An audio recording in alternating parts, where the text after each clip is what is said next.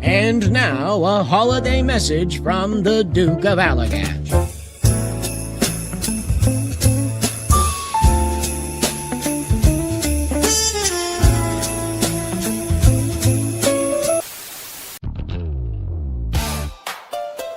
Yeah. Saturday. Sun going down, speakers warming up. You know what time it is?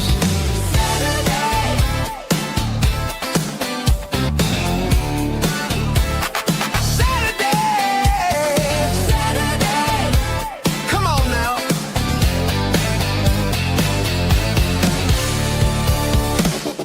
We ain't rich, we ain't famous, we ain't trying to be.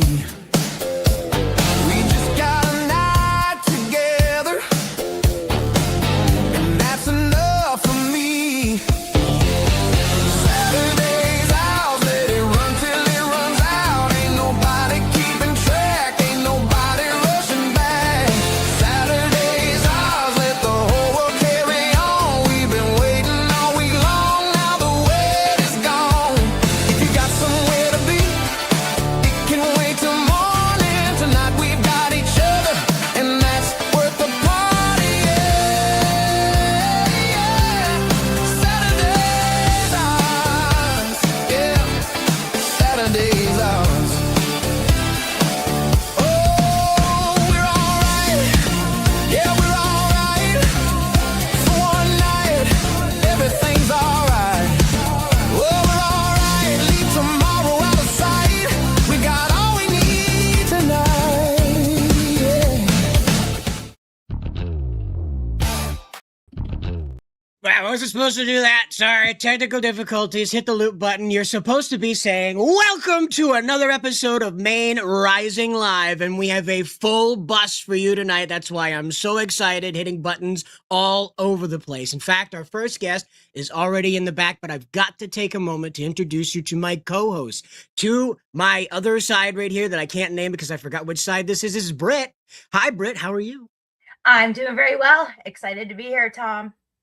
Fantastic. And Steve down below. How's it going down there, Steve? Awesome, Tom. So glad to be here.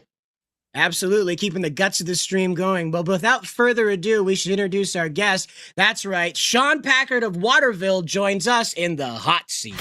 Maine, the gloves are off. Candidates for office step into the hot seat. Voters choose the questions, live, unfiltered. Will they survive or get burned? Welcome, Shawn, to the hot seat. As you can see, you are front and center for all of Maine to see. Hello, how is everybody? Awesome. Still alive, still kicking. Thanks Good. for joining us. Absolutely. So, Shawn, as you know, as we briefed you before the show started, we ask our community every week a set of 4 questions. And of those 4 questions, 2 are chosen due to the highest amount of votes attributed to them. And Shawn, I got to tell you, letting people know that you're going to be answering their questions has turned out the largest voter turnout in Maine Rising Live questionnaire history. So thank you very much. Awesome. Absolutely. I appreciate the opportunity to be able to do this. I think it's something that's very needed, not just for the voters, but also just to educate people on these questions and to be able to help out. Absolutely. And now, so we'd like to start with this very first question. And this first question is, will you support a reversal on Maine's nuclear power policy? Yeah, I definitely think that we have to relook into opening up nuclear back into the state of Maine and having something like that. Right now we don't have that, and I've looked a lot into it. Thorium reactors, they're much safer than plutonium, and it's definitely something that we ought to be looking into. A trash can size thorium reactor is able to power a city the size of Waterville. And we have a ton of northern woods that are unoccupied. And I believe that there is incentive there for Maine to be able to have this be out of the public eye, safe from any inhabitants, and think of the areas that are just logged, essentially, that things are starting to grow back, but it doesn't affect the environment the same way that again, something like Chernobyl, what everybody pictures when they hear nuclear. And I think that's the problem, is that, for the past, 60 years at least, we've had this really bad stigmatism or reputation with nuclear, but it's been renewable in the regard that it is lasting for a very long time, 50 to 80-year half-lives. Yes. And we're able to sustain that much better than we can something as we've seen with solar and wind. Well, and that is an excellent point about how we have an energy problem up here in Maine. We hear all the time about how we have a winter high demand. Sometimes we have to kick on the gas-powered assistant system in Brunswick in order to make up the difference that Canada's not able to send us. And as you know, we are fed nuclear power from New Hampshire. Seabrook sends that straight across the border to us. So if we're so afraid of nuclear power, why are we accepting it? It's a very strange stance to have. But And I for once, do. it would give Maine the opportunity to actually have their own power, and it would lower the cost. Ideally, in the future, we can look to get rid of CMP, but we still have CMP, and so we have to look at a way to lower the cost with CMP, and this does that. Having introducing a new power source, things like hydro, though, and we talked about this earlier off air. But plenty of times, hydro, they're looking to take out 4 dams off the Kennebec River. Why aren't we trying to revitalize those dams and use them efficiently, and at least supply, maybe 20% of Maine's power off from that? And I think that's a big deal, and something that a lot of reps and a lot of other candidates aren't talking about or aren't looking into. They think it's a done deal and there's nothing we can do about it. Right. And a lot of people have the opinion that Maine Yankee is the greatest threat to mankind. So we have to tackle that one head on. We do have other problems around the state, though, Shawn. And as you know, walking around Waterville, they found their way to your city, too. Our community wanted to know if you will fight to nuke the needles statewide. I love the way that that's put. Absolutely. The program, I think, has its benefits in some degree, and I don't want to discard that. I think that people who are addicted to fentanyl, heroin, and other addicted, needle-inducing medications, they have seen some success. It's not talked about very often, and maybe that's something that can be looked into. But what I can say is that having a 1 to 1,000, 1 to 100 needle exchange isn't the solution. It's a band-aid, and we have to start tackling that. And also, that's taxpayer money. I want to talk about specifically that's $75,000 out of taxpayer money, actually, and also attributing that we have a $2.19 million opioid fund, essentially, and 75,000 comes out of the taxpayer dollar. But how much is coming out of that opioid fund for needles? $75,000 doesn't cover every needle in the state of Maine, as many as we're giving out. And so we have to be aware of some of those numbers, because ultimately we are still paying a large portion of that. And if they're taking from another fund, a fund that's supposed to help rehabilitate these people, then that's defeating the purpose at the end of the day, because the rehabilitation piece, giving away needles, doesn't solve that. And we see that all over the state. It's happening in Augusta, Lewiston, Portland, Bangor, and yeah, now Waterville, Winslow. And so it's truly everywhere. And if you think it's not there, it's just because you're naive to it. I have a couple of things that I find issues with, specifically around needles, is that so many people take pictures of it, and oh geez, it's bad, it's here, and whenever I find those needles, I pick them up and I bring them to the police stations, or I bring them to, places that accept them. And here's the other thing with that is I'll call out the place if they don't accept it. I really think that a lot of places, especially public places, should accept them. There's not enough places that do, and enough common sense behind where you can or can't bring them. And look, I'm not trying to exchange those dirty needles for clean ones. I want to get rid of all of them. At the end of the day, we should have at least a minimum of a 1-to-1 exchange. I think that can at least have some better tracking with how many people are actually exchanging them for that needle, and then you can at least kind of digest some of the data that way. Right. What I would love to put for the legislation is a 2-to-1. You bring in 2 dirty, you get 1 clean. And that's weaning you off from the system rather than helping you stay addicted. Well, and nuking the needles is one of the most important issues in our community because we are posting a lot of those needles. Ryan Tinsman's videos describing the total dystopia of Portland and just the general nature of the decay coming out of the public spaces in our cities, thanks to these programs that are allowing these people to continue the cycle of addiction. Now, Shawn, you've answered our questions. We'd like to give you some time now to introduce yourself to people. We brought you in on the hot seat, asking you questions before you even had a chance to really tell people where you're running for office. So now that you've knocked a couple of home runners into the parking lot, how about you let them know who the hometown slugger is? Sure.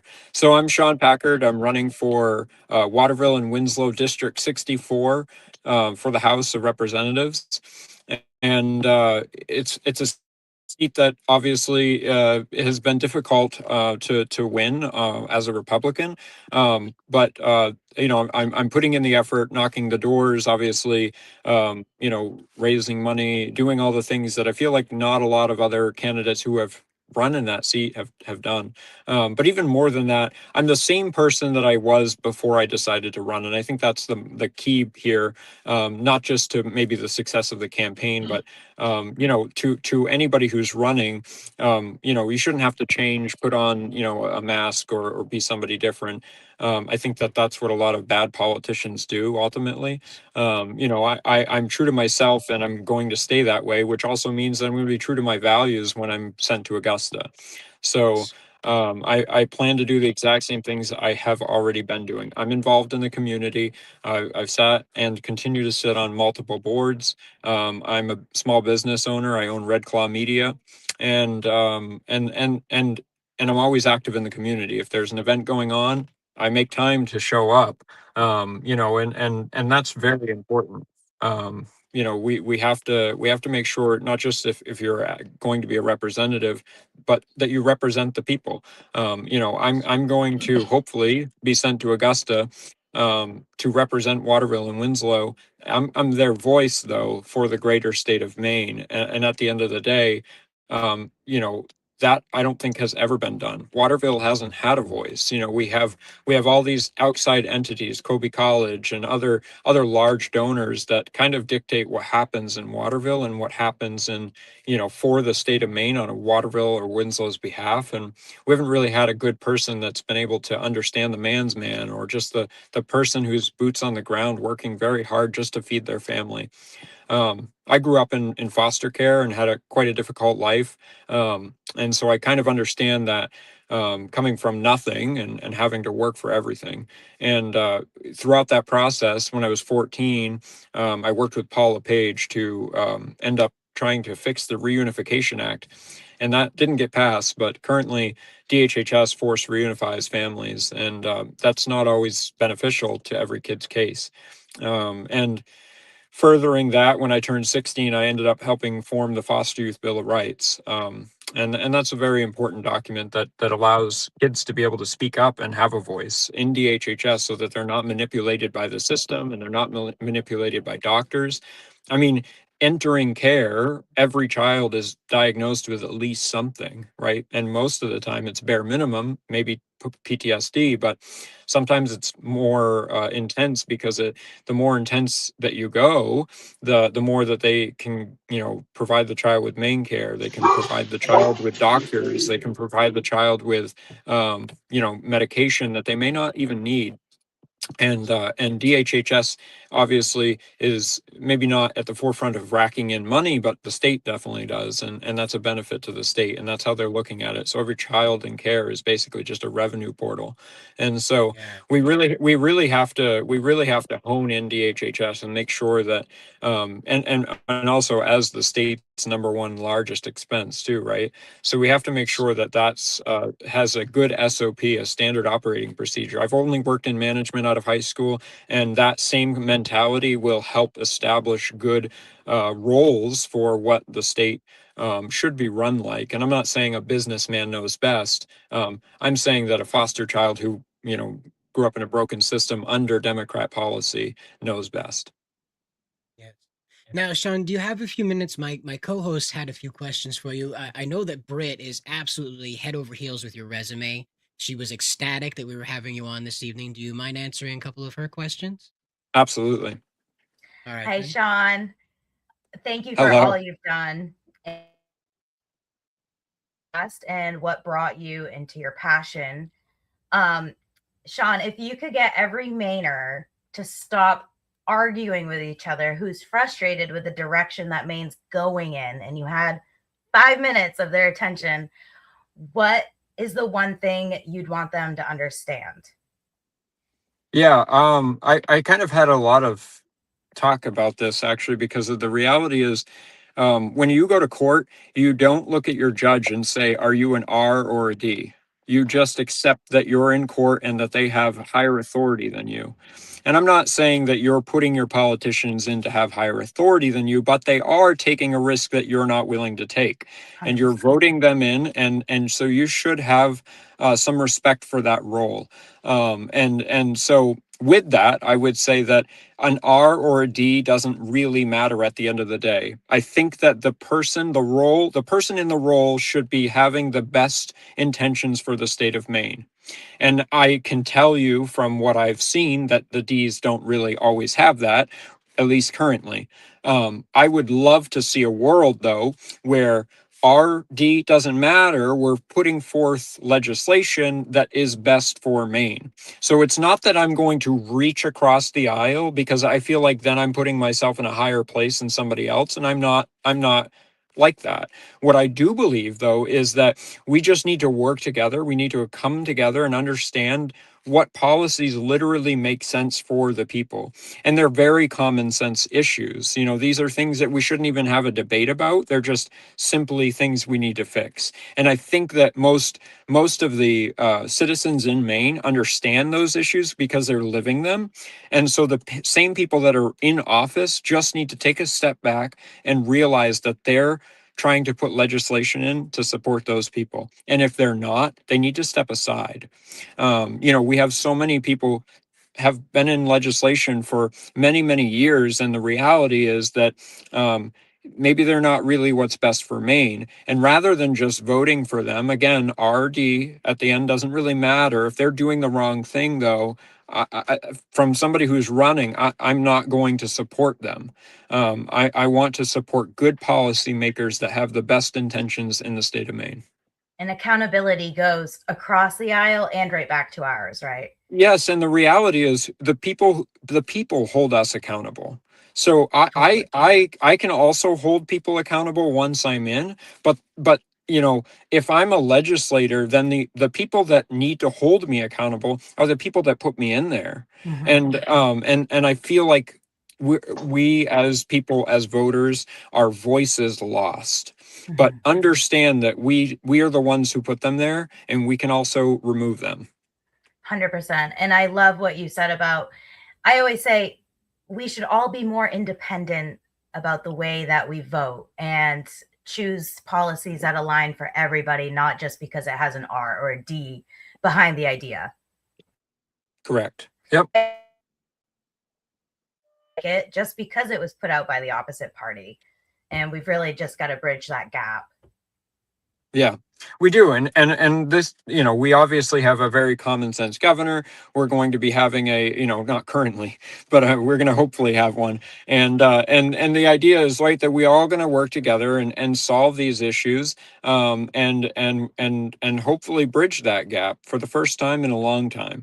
When I think that we're so fixated on undoing everybody's mistakes, and by doing that and by focusing on those things, you don't actually solve the issues that are right in front of you. Yeah, no moving forward. Thank you, Right. Shawn. No problem. And Steve, was there something you'd like to bring up with Shawn while we have him here? I know we'd like to have Shawn back again, but is there anything tonight that's burning a hole through your pocket? Well, I'd like to know. I heard something about that you like to play pool. Yeah, so I took off my glove. I'm actually in a tournament right now, and I just won the third game. So this is going to be the final game. This is the locals competition, and I move on to states next, and then Las Vegas. So I won all three games of mine tonight, and I sweep the entire competition so far. Nice. So it was three rounds per game, and I won all three, and I got rackless patches. I can actually show you. Way to go, Pool Shark. Yeah. Nice. Yeah, that should be your Very campaign good. symbol, Shawn. A Yeah, shark. right. Yeah, this is two of them, and I got to go pick up my third. I just won that game, but I had to step out for this. Well, congratulations. Thank you Way so to much. go. And thank you for Absolutely. stepping out. Absolutely. It means so much to be a part of this. And Shawn, like Thanks I a said, lot, we'd Shawn. like to have you. We'd like to have you back again sometime in the future. Of course, you've got to go win your other game and get on to Vegas. Vegas man, Shawn Packard. We love to hear it. We really do. But Shawn, before you leave, I just want to let you know that we appreciate you taking the time out of your tournament and also your regular life to be a candidate. It's a big commitment to be away from family, and you have a young family, and so it's a lot of strain to be away, to making this sacrifice for the people of Maine, especially as a young man getting your life started. So from me to you and from all of us here on Maine Rising Live, we really appreciate you breaking the mold here and coming out and changing Maine. So I appreciate it. I wouldn't be able to do any of that without my loving wife and kids. They really keep me going. So even after a hard day, I get to go home and get many hugs and kisses, and that's what keeps me on the road. you see, fellas, this is the candidate you wanted. This is the one you asked for. The honest, authentic, family man Republican right here, living and breathing, winning pool games. Can't beat it. Shawn, we're happy to have you. We'll talk to you about coming back again. Hope you kick ass tonight. And again, thank you for making the sacrifice for Maine. Absolutely. Thanks, Shawn. Thank you, guys. All right. Have a good one. Nice, You Shawn. too. All right. Wow. I mean, I always enjoy talking to Shawn, but when he brings out his policies, he sounds like a bridge between what we have with the boomers who want that really, like iron-fisted response, with the Zoomers who understand the nuance, one of their favorite words to use, nuance of all the problems we're having with these particular addiction issues, crime issues, things like that. They want to get into the tender love and feelings of it. And the boomers want to have this hard strike response. And Shawn always seems to find the middle ground between those two places where you get a good right hook on the people that are manipulating, but you also make sure that the addict isn't being burned alive. So, Yeah. 100%. whoops, we have detonating children. Oh my gosh, they are detonating. But from one uniting factor to another, I would like to move on with the show this evening. We are so lucky to have Julia Small here, who has organized the Maine Red Wave Rally. That's just for us, by the way. That's not Massachusetts. That's not New Hampshire. Julia, welcome to the show. Yay! Hi. Thank you guys so much for having me. Absolutely. Thanks for joining us. Now, you've been in communication with Britt about coming onto the show here and the goals in which you'd like to speak about with us. Now, I'd like to ask you right out of the gate, what inspired you to put together a rally for Maine down in Lincoln County, of all places, where there might be a little bit of purple in that area? There might be. There's certainly a lot of blue, but I think there's more red than people know because unfortunately we've been kind of stifled and bullied into being quiet as to not get retaliated against. And Charlie Kirk, when he was killed, was a huge motivating factor for me. That, you know, he was just such a beautiful soul that talked, and for somebody to do what they did for him, making conversation, was devastating. So I started talking a little online on my personal Facebook, and I was retaliated against. So I pulled back and stayed quiet. And then as I've watched things happen, I just said, you know what, I'm not going to be one of the ones that says, um, darn it, I should have done something sooner. Um, you know, when we look at some of the towns and cities in this country that have insane things happening, um, Maine is so close to New York and Michigan, and as far as current political leaders allowing things that they shouldn't be allowing, um, and it's just too close for me, and I'm not going to regret not saying something. Absolutely. Steve, when we were talking about this, Julia came to mind as someone who is pretty brave about this situation. And I know that you're up in the Waterville Fairfield area where those college kids tend to lay down the law on their territory. What were your thoughts about Julia's crusade here? I wanted to make sure that I got it right, so it might as well come from the horse's mouth. I'm amazed. I'm really curious to know how. So you're the organizer for this, right? And I was wondering Can you guys how. hear him? He's Can on a you hear me half-second now? delay, just so you know. That's all. Oh, sorry. Okay. I am new to this. Are you hearing him, though? Are you hearing him when he's speaking? Me, no. No, okay. So No. we might have to have you drop in and drop back out again if you want to hit the refresh Okay. button. I have no Sure. idea what's going on. Not you, Julia.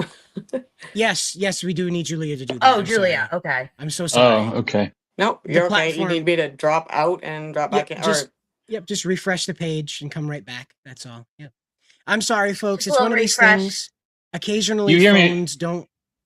We can hear you. Yes, Steve. Yep. We can Okay. hear you just fine. Okay. She can't hear you. We can hear you. She Okay. can't. The dogs can hear you, definitely. Dogs All can right. hear all of us. Round 2. Is Can that you two better? talk to each other? Steve, say hello. Hello. Okay, heard him. Yay. Okay. All right. Steve, could you ask your question again now that she can hear you? Yeah. Hi, Julia. I was just wondering is it 14 counties or 16 counties that this is Okay. all supposed to happen at the same time, right? Yes, the major point would be that they're simultaneous. My original thought was 16 counties. And then I am very new to this. This is all just grassroots. I'm just kind of insane and I do crazy things sometimes. But 16 counties might be a little much. And part of it is because I want to make sure that what happens stays with my original plan, which is unity and bringing people together in a peaceful way. I don't want screaming on bridges, and I don't want negative energy in this. I want this to be people coming together, red, purple, blue, even if they want to be peaceful. To say, there's certain things in Maine that just we gotta protect and we gotta take care of. So originally I thought 16 counties. Now I'm thinking more maybe a regional thing so that I can have communication with the people. I have 2 people, or Saginaw County GOP is working on theirs, and I have a gentleman up in Dover Foxcroft that has told me that he's working on his. But I'd like to be able to have communication with people and make sure that as I'm promoting these events through this, that they're like-minded. But to be honest, if it comes down to it, we have one big one in Lincoln County, one in Saginaw. We do what we can. And then I don't care. Everybody just meets up at their local bar and post pictures from every community that we all came together at the same time in some place in Maine. And said, we're here. We're not crazy. We're not terrible people. We just want common sense. The silent majority cannot stay silent any longer. Exactly. And I think everybody hides because they're afraid they're going to be the first one to step forward. And I'm like, well, I'm the crazy one. I'll do it. I'll step forward. Just come with me. Is that where you were going, Britt? Well, I was just going to say you're planning to do this October 4th, right? Yep. Okay. I'm down in Knox County, so I was somebody who emailed you, and then this just kind of blew up, and I totally lost our email. But I would like to step up and make Knox County one of those locations. I know we've got a lot of silent majority down here. Right. So your goal is to get and conservatives, but namely reaching the millennials and Generation X rather than holding a single political rally. And I love that you're focusing on the younger people because they need us.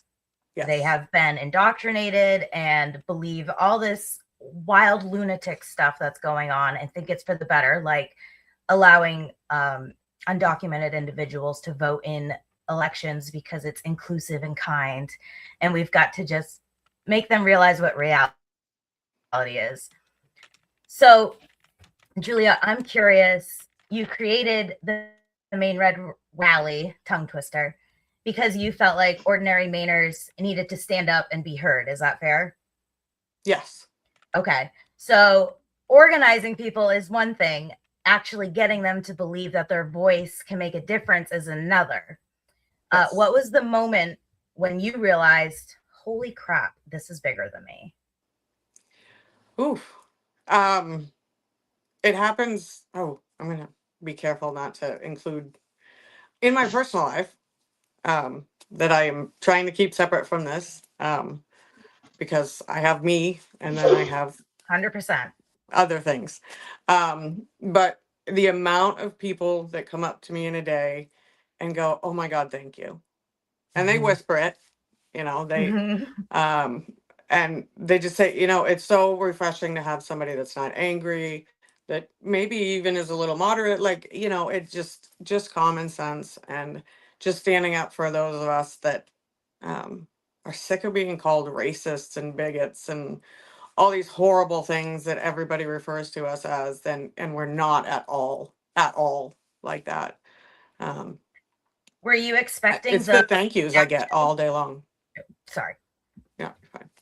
Were you expecting the following that you have created on Maine Red Wave?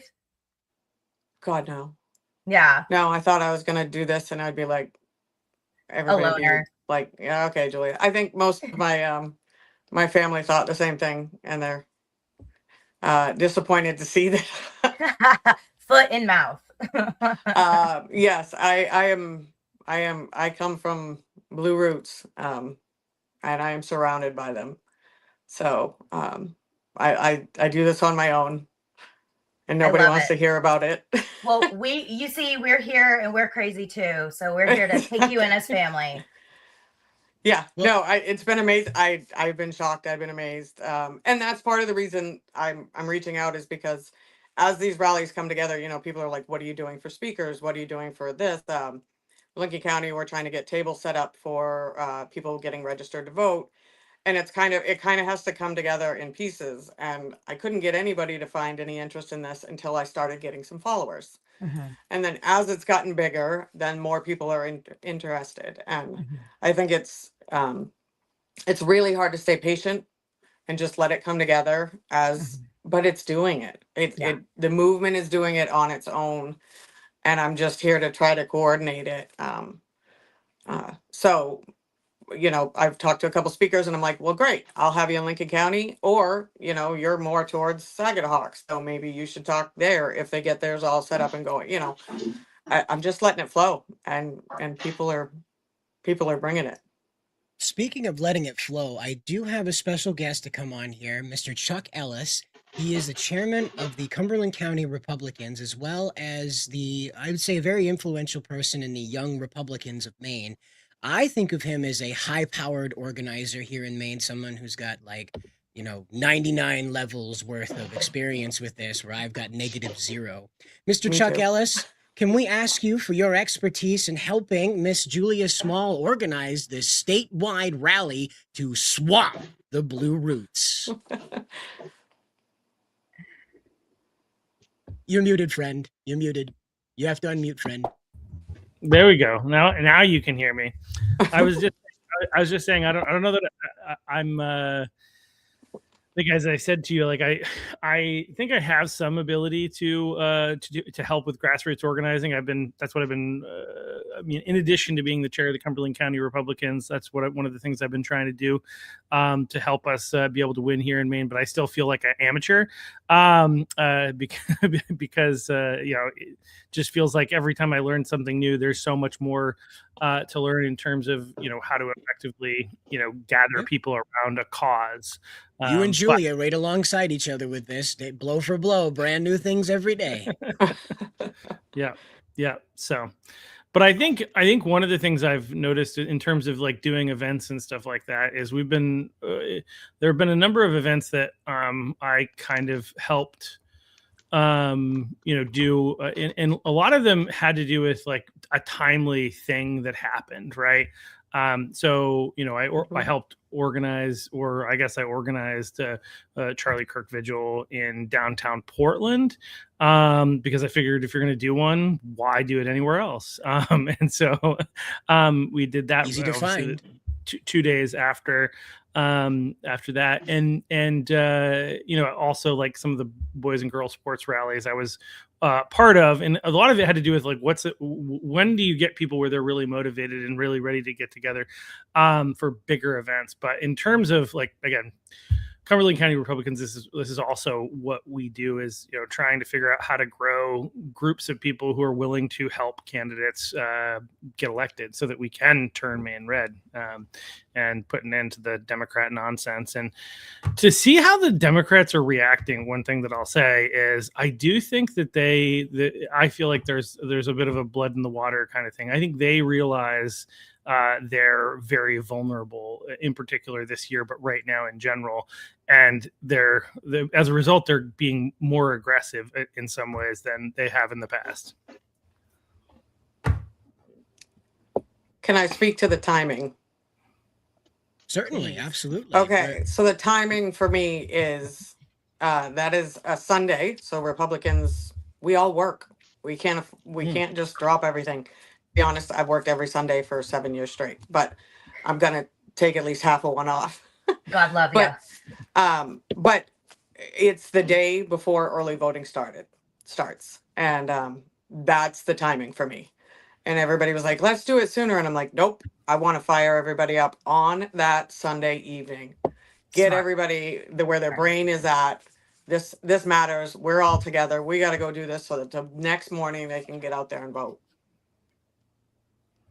Now, Yeah. Chuck, I would like you guys to kind of talk about how to get involved here. Chuck, you have experience in getting people involved. Julia, how can people get involved? Let's see if we can connect track A to track B here and get these bleachers full of people. Yep. Admin at mainredwaverally.com is my email address. And I have TikTok, X, Facebook, and Instagram. And I'm trying to post consistently on all of them, even though Facebook is doing much better than any of the rest. But get a hold of me, and I am not the queen of the event. So if I just want people to take their area and kind of do a gathering, and they get in touch with me, I'll make sure it's on my Facebook page. It gets listed as a coordinating event to the main event, so that everybody knows where they can get to.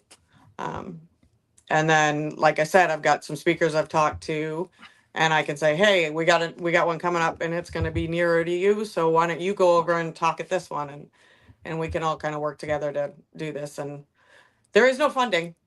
Julia has funded the 10 pens I've printed and some stickers. But it's wear your red, white, and blue. Just come out and love Maine. Absolutely. So it's Julia, right? You said, right? Yeah. Yeah. So I have not followed. I just went on Facebook and followed Red Wave Rally. So I have not followed Thank you. you. So I don't know exactly what you're doing outside of, obviously you're putting on rallies. What is like, is the purpose of the rally to like encourage people, get people excited, get people motivated to get out and vote, get their friends out and vote? Like get people registered to vote? What's the purpose of it? If that makes sense. Yes, it because of the timing, it is it is getting people excited to go vote. It's all of the other stuff I'm doing online, the conversations I'm having and the TikTok videos and stuff like that. That's to try to get younger people to pay attention, and get them involved, because younger people have little kids, you know, their kids are going to be playing sports in school, and I know a lot of them, and they're just like, yeah, I don't vote. Like, I don't know. I don't, you know, so I Yeah. want them to be educated. So I'm doing a lot of education on how to find out who's running and how to vote and these sorts of things. But really, it's because I want everybody to come out and stand together. I want everybody Yeah. to dare to stand together in unity for common sense in Maine.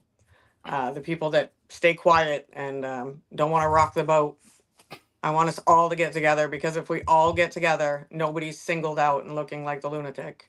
We're all together. I'm sick of being bullied into looking like we're the bad guys. And I Yeah. think if we all come together at once, people can brave it. So, Chuck, when we get to organizing people for the individual county rallies, is there a way to reach out to the Republican chairs for like notifying using the Republican chair email, the Republican county email, like a Waldo County one, for instance, where I'm at, to notify people of the red wave location in their county? Granted, they probably can't coordinate and make the rally happen because of legalese or however the structure's done. But a private citizen could probably call the chair and say, "Hey, can you share my Facebook post so people know where to find this?" Is that something that's Yeah. possible? Yeah, I mean, like, look, if there's anything, my philosophy as the chair of the Cumberland County Republicans, if there's anything that's going to help conservatives, I don't even care if they're Republicans, right? Conservatives get elected so that we can have people with half a brain. I'll take half a brain at this point over negative brain, which is what we have in Augusta, right? So yeah, we have been known to promote events that some of them aren't even technically political, but they're connected to the overall movement of what we're trying to do. And so, yeah, if we know, like, one of the rules we have in terms of, effectiveness is we want to know at least 10 days ahead of time, and then we'll put it on our website. We'll have the event date, and if people should RSVP somewhere, we figure out how to sort that out. But yeah, I mean, the Cumberland County Republicans are definitely very open to that type of thing. If it's going to be something that's positive for the movement, and this is, then we would be happy to do that. Other counties are not. I can't speak to those. I should have. One might argue a closer relationship with some of the other county chairs, but I don't. Just the way that things work right now are working, or maybe are a little bit more challenged within the organizational structure of the Maine Republican Party. I have been on calls with many of them, but I can't say that I know them that well. That being said, I'm willing to like, if you reach out and you're not getting a response, I'm happy to reach out to them. So I have emailed all of them, based on a website that lists all their email addresses. I didn't get a lot of response, but that's okay. Yeah. Is that the Maine GOP's website? Or somewhere else? I think it was some outside. It might have been, no, it was the Maine GOP, and there was a list, and but I as an individual just went to my selectman meeting and said, "Hey, can I use the park?" And they a few of them went, "Oh God, no. And you need permits and you need insurance." And I said, "Nope, I have rights." And they went, "Oh yeah, you're right." And they approved it after a little conversation. So that took me 10 minutes. And then I went down to the sheriff's department and I talked to them and said, "Hey guys, I'd love for your help on Route 1. Make sure that traffic is safe on that day going in and out of the event." And then I've got a whole bunch of people that have volunteered to help me do trash cleanup and stuff like that afterwards, and make sure we take care of the property. Because it is the town I live in and it's a park that we have. So I want to respect that. So it didn't take me a lot.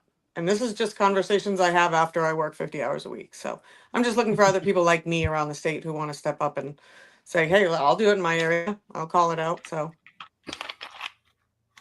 yeah, I think that's great. I think one of the things, there are a couple of things I'll say about like getting involved, because that's what Tom had asked me to talk a little bit about. But so one of the ways that you can get involved if you want to help get Republicans elected. Now, there's, I don't know why my brain is freezing, but just trying to think about how to position this so I don't get myself in trouble. We'll say, but there is the party, right? So the Republican Party in some towns and cities has an established group of people whose stated purpose is to help get Republicans elected, help encourage more people to get out to vote. They do door-to-door canvassing sometimes for candidates, and some of those groups are great and very willing and able and very receptive to new people coming in and getting involved. As is human nature, right? Not all of them are. And so in some towns, other groups, other people have like kind of established their own little group that's kind of focused on the same thing. Kind of like what you're talking about is get people motivated, get people excited, talk about the things that are going to motivate people to get out to vote. And so there's like the official, again, getting involved, which, with that on the Cumberland County Republican Committee's website, which is ccrcme.com,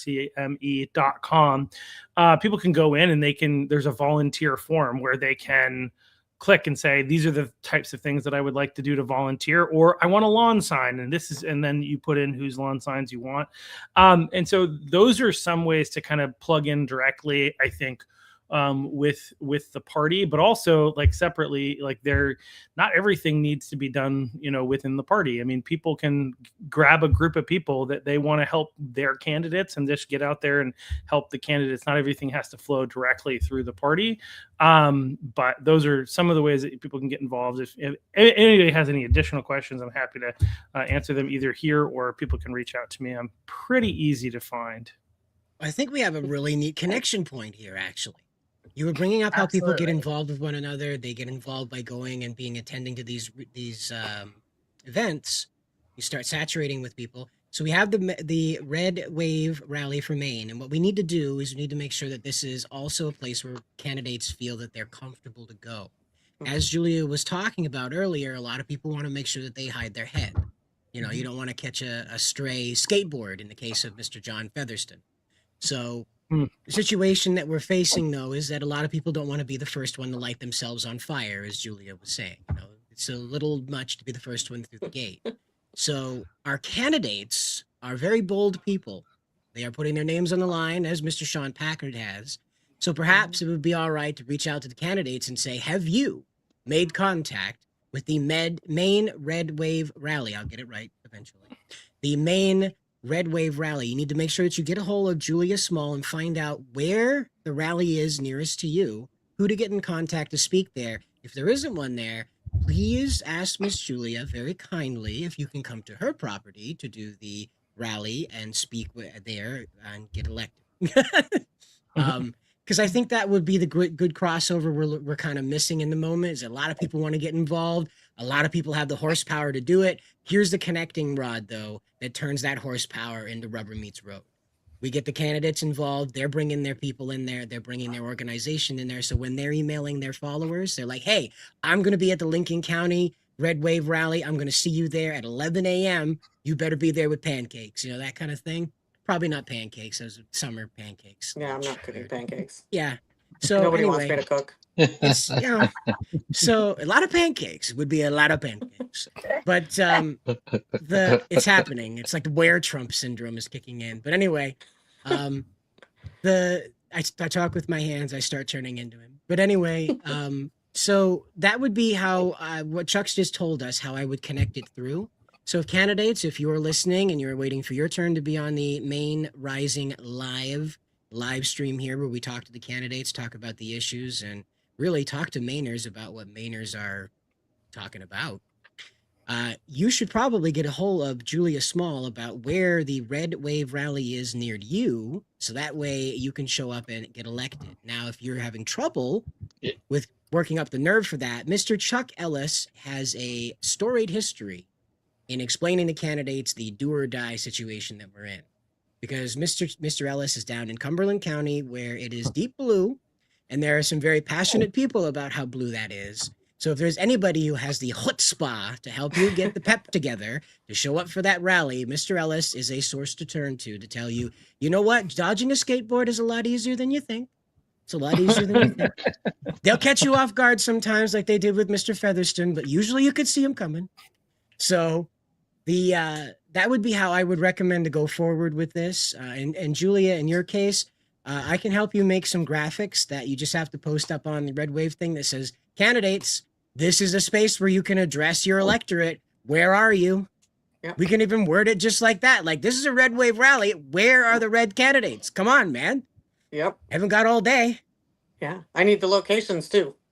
I need the people. Right. So we need to supercharge it. So if you're out here and you're interested in this and you're following what Julia's up to as she's discovering things every day, if you're following Mr. Ellis as well with his posting about how to get involved, here's a neat nexus of how you can cash in your social credits, if you will, not the Chinese kind.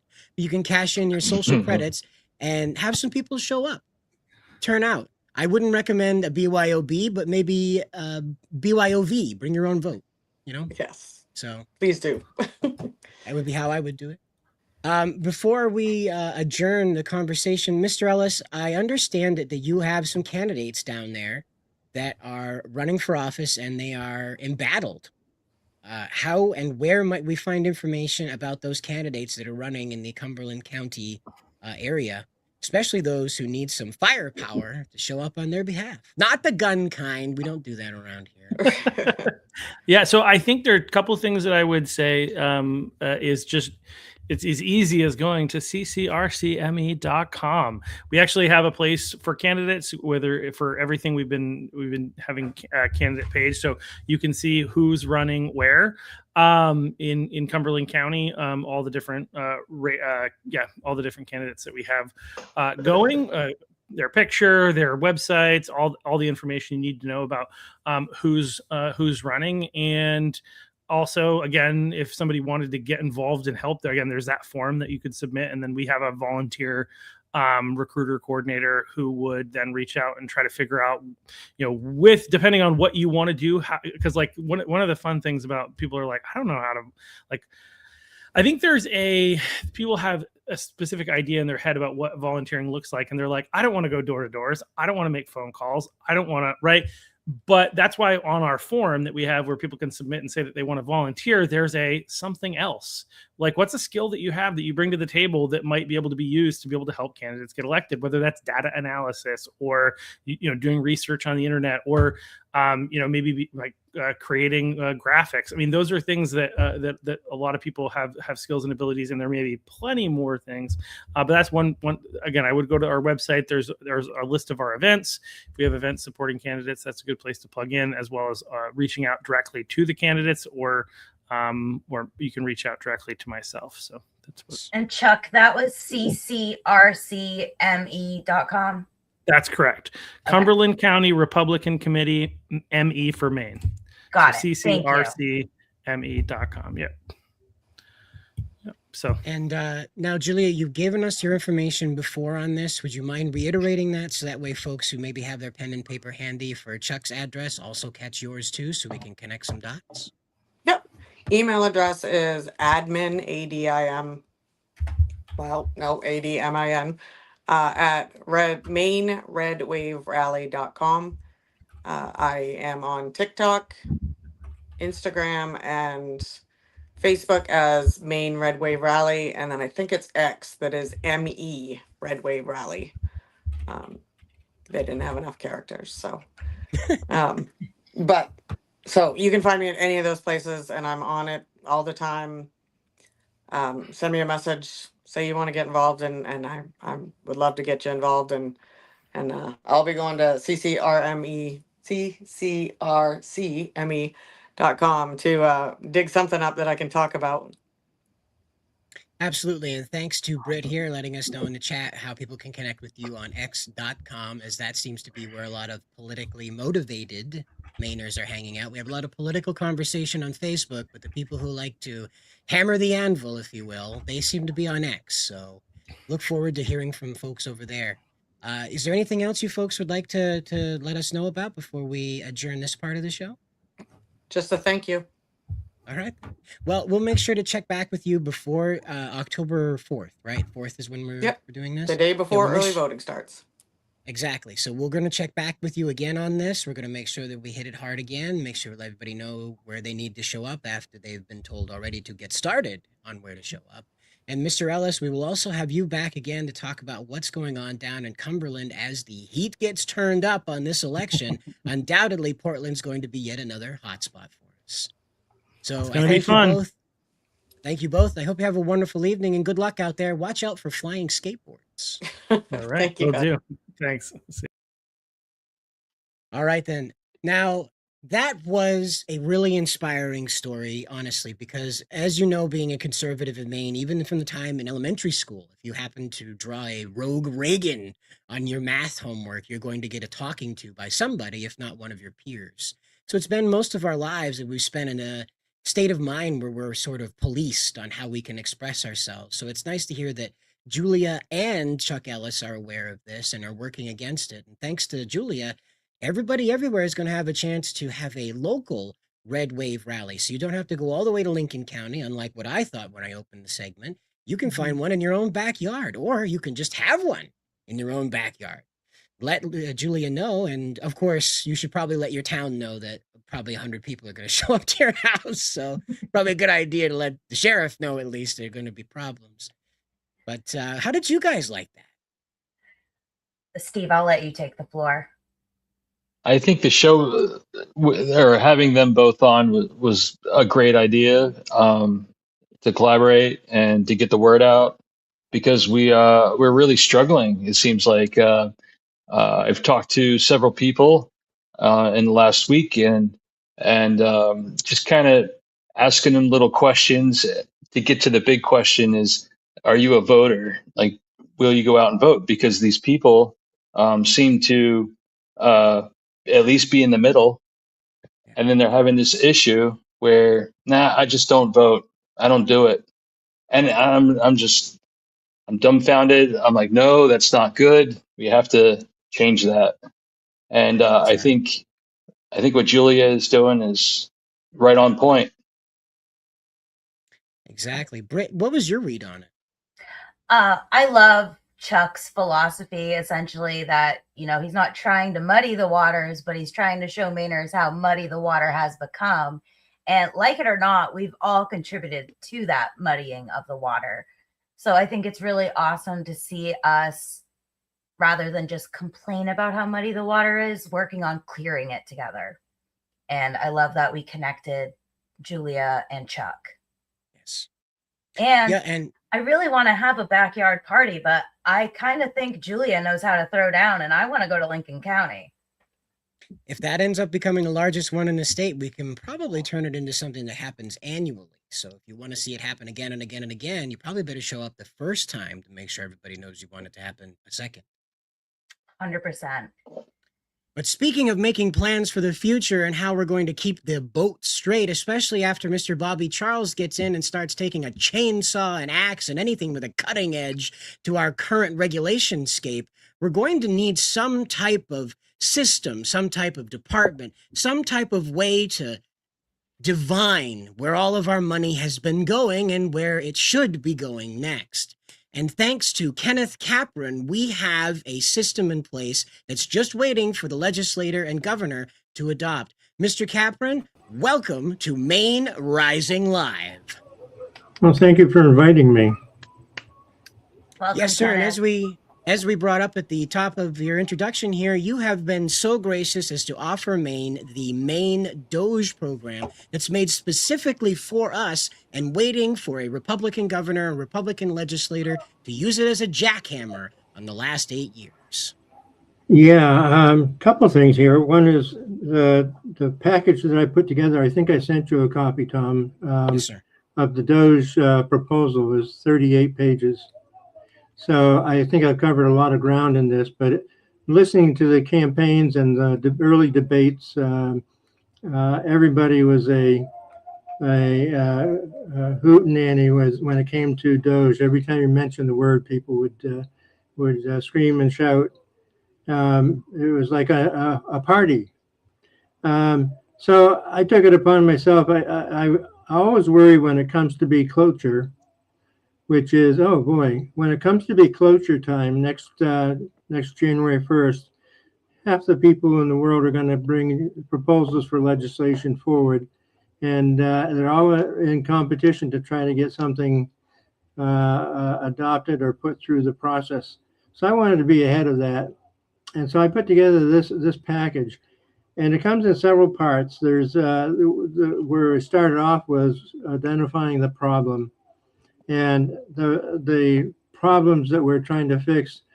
I'm not as worried about fraud. I'm a fraud examiner, but Steve and his folks at Maine Wire seem to have a piece of that, and I don't want to duplicate that.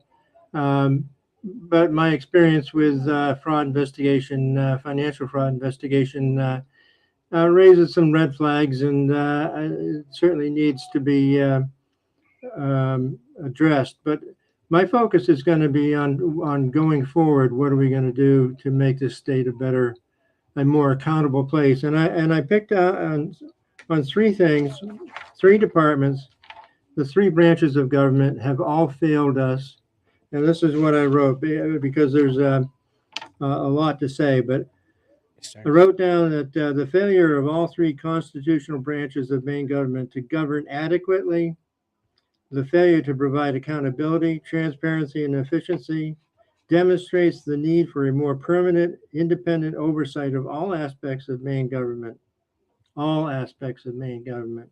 Yes. This legislation establishes a permanent entity, even perhaps a new branch of government, with full responsibility for identifying, investigating, and enforcing state government actions and assuring the principles adopted by the people and for the people, that they are maintained to the maximum extent possible. The people of Maine deserve a government that works for them, a government that adds value to the lives of its citizens. So that's a strong statement of identifying the fact that every area of government has failed. You know, people ask me, well, what about the courts? We have lost the battle on having a lawyer for people who are innocent but until proven guilty. Civil crime or civil actions you have no recourse. You have no public defender on civil actions, and I think that's wrong because it's expensive. As I tell my kids, you only get the rights that you can afford to legally pursue, and nobody can afford lawyers nowadays, and nobody can protect their rights. It really takes a rock and a hard place to try to figure out how to get your rights back. So I put that together. That's the goal. That's the reason there's a problem. And then I went on to identify some aspects of DOGE, and particularly resulting in issues around sustainability, efficiency. These are the principles that I think the people of Maine want to see. They want efficiency. They want accountability, transparency. They don't want nepotism.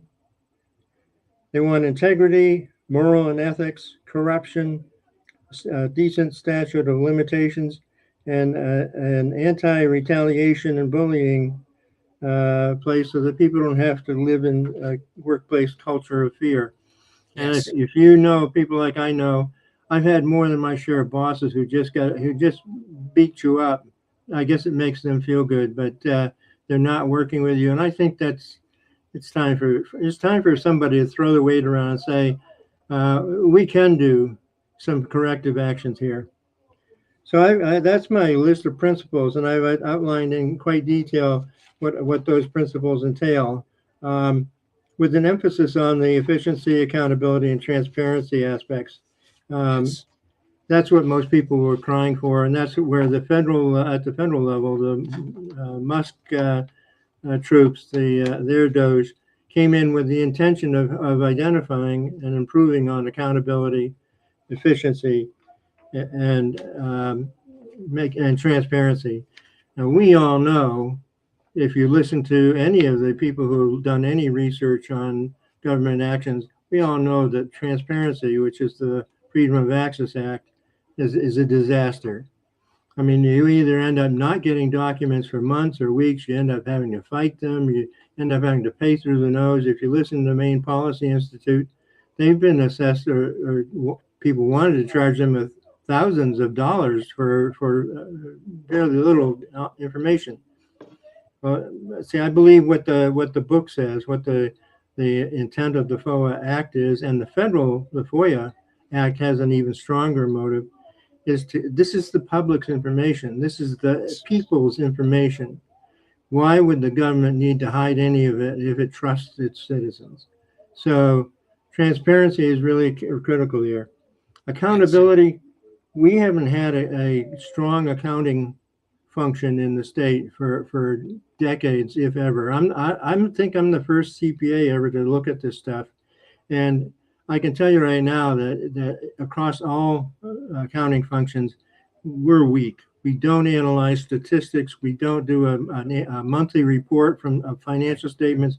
We operate blindly in blind trust.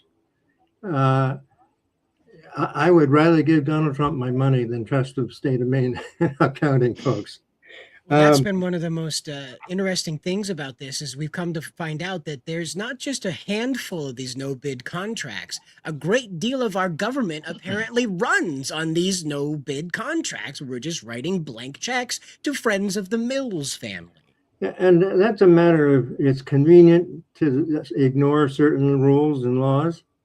And so people get lazy if they're not watched over. If you don't keep on your kids' back, they're not going to do their homework tonight. And so they'll be sick tomorrow because they'll want to stay home because the test is up. And so anyway, so I'm really interested in efficiency, and that's where my background. I'm a systems analyst, and I know how to go in and dissect a system, identify what's wrong, and propose solutions. And I've done this at local hospitals here in Maine, and banks and colleges and a lot of large institutions. I gave a presentation a few years ago at University of Southern Maine of all the corporate sponsors for USM. And that's online actually right now in my YouTube pages. But it was well received, and I had the unfortunate privilege of doing being involved with Bookland. I don't know if you remember Bookland, but they were the largest bookseller in Maine, and they wholesaled to I think 15 or 16 shops.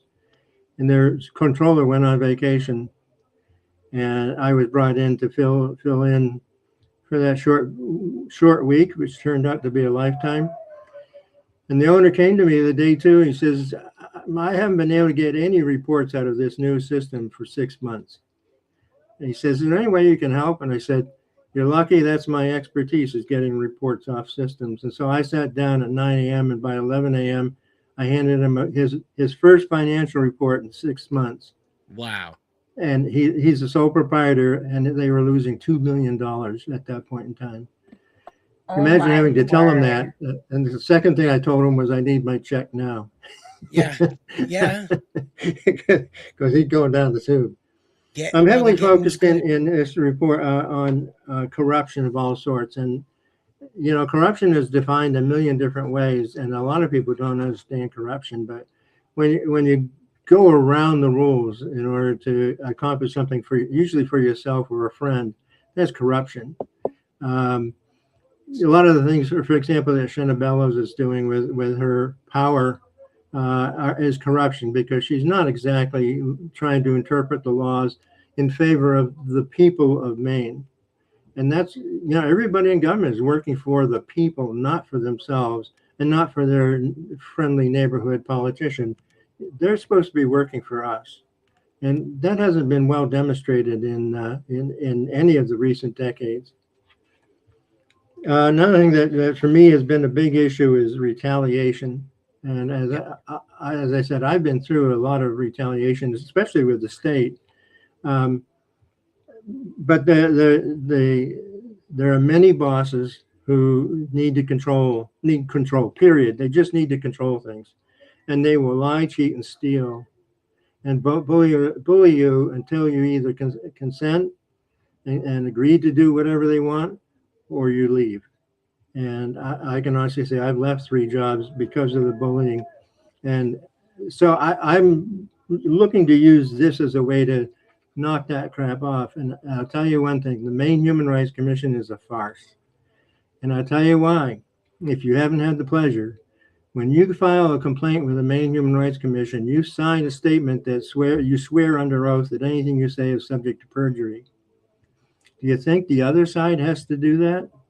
No. The state lawyers can get in there and lie. And I had that happen to me. A state lawyer got in and lied about a piece of business I was doing with the state. And so I lost out. I lost because they could lie, and I had no time or no allocated communication time to counter that lie. So the last thing the commissioners heard was her lie. And I thought that's got to end. We can't have that. We can't have people going in. There was one case where a UPS manager had decided to invite his secretary on a trip, and I don't know where it was, but it was somewhere where they had to stay in a hotel. Yes. When they got there, the gal found out that there was only one room available, and so she was being forced to stay in that room, and she was pretty close to being raped by that manager. So she brought the case to the Maine Human Rights Commission.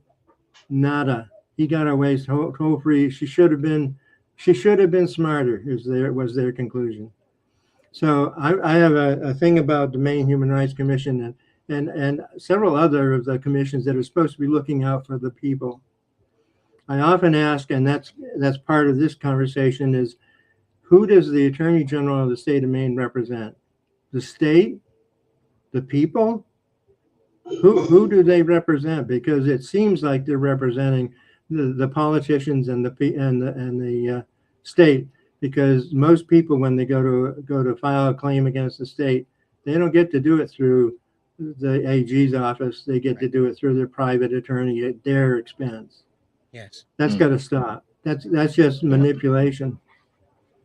So then I went on. I picked on several specific areas that I treat as articles, as it would be articles in the Constitution. And first of all, stating the mission and purpose, stating that Article 2 is about transparency. Article 3 is about jurisdiction, because one of the arguments that I've run into in just talking to people about this, Democrat lawyers, their argument against things like this is that you don't have any standing, you don't have any authority, jurisdiction over the issue, so you can't do anything.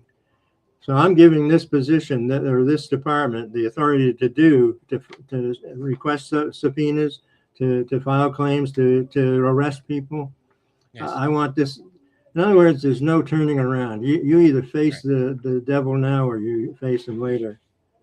One of the things I did want to bring up about this, though, because the audience is along for the ride on this, and they've heard a lot, so I wanted to recapture a big important part of this. Mr. Capron has built into his Maine DOGE approach, his policy, his proposal. I'll get the right word. He's built into this the ability to deal with the fact that every public institution in this state is completely controlled by the left. This retaliation clause that he's built in here ensures that Maine DOGE can keep a healthy, happy workplace devoid of HR departments that suddenly become weaponized against people who don't use the right word to describe the pandemic or the COVID era, you see? And this is a very important part because, as we were talking about with Julia and with Chuck a few minutes ago, we are dealing with an environment in which it's not okay to be a conservative. And so the minute DOGE comes in, any DOGE worker starts getting underway, like, look what happened to, what did they call him, Big Balls? Yeah, it was Big Balls. Look what happened to Big Balls. He got cornered and they beat the crap out of him. You know, that can happen to you. You can end up getting cornered by these people. We saw John Featherston just carrying a camera gets you hit in the head with a skateboard. Can you imagine trying to take $1 million away from a Somali warlord? So this whole thing is going to get pretty dicey pretty quickly. And thankfully, Mr. Kenneth Capron here had the foresight to predict this, you know, the retaliation that comes from the left so typically, and put in place legislation in his proposal to make sure that we can deal with that by getting rid of these elements without crippling the departments they're present in. It's so important that we don't light these places on fire and instead clean out the roaches. So in addition to that, and you might notice that, we already have a government oversight committee. It's Yes, been pretty useless. they're blind.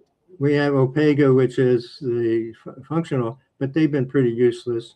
The state auditor has produced a lot of stuff, but he's not done any repair work to fix it. So that the next time, every time you hear a legislator complain about the process, remind them who can fix the process. The legislature can. So I Yes. put into this document that as the DOGE, we can implement or insert legislation in without having to worry about who's going to block it, right directly to a committee. We do not have to get in line, a waiting list, where somebody's going to judge whether or not it needs to be there. Fact is, you got important bills and you got a lot of unimportant bills, and so we're going to sort that out. But like with OPEGA and state auditors and stuff like that, there's no enforcement mechanism. There's nobody enforcing freedom of access. Nobody is enforcing that. It's at will, And so one of the things I want to do is set up some enforcement parameters, and a couple of the tools to do that will be to subpoena and file claims against departments for false claims on material false acts. That's a process. The False Claims Act is a federal process which Maine has refused to adopt, but most of their false claims come under federal contracts, federal grants. So we can take them to court. We can file subpoenas. We can withhold money. And if there is a recovery of money that's been stolen by fraud, we would get a percentage of that to pay for the department. Because that's the other argument they're going to have is who's going to pay for this? Because I guarantee it'd be the first time in history where Democrats have stood up and said, we just pay for it with more taxes. No, the fact is that there's a small portion for the director and an assistant. The rest of the workers, the rest of the staff on the DOGE entity will be people I've taken from other departments. I'm going to take an AG, assistant AG. I'm going to take an assistant auditor. I'm going to take a person from OPEGA and another person from DHHS, and I'm going to steal their budget to create this organization. So no new money, but the other departments, which probably have vacancies, are going to be short-treated, so to say. So it'll be formed without a lot of tax money, which I think is important for everybody to hear. Actually, the concept of doing things without using tax money is maybe very foreign. Budget neutral is almost an aphrodisiac at this point. So what is that? Budget neutral is almost an aphrodisiac at this point. So, so there are a lot of details in here. Everything from public shaming to somebody told me where this came from. This was actually a Democrat told me that the way the legislature is set up to work, Mason's rules, were established at a time in history when it was the popular thing for bosses and superiors to really push their weight around and cause you either do as I say or you go.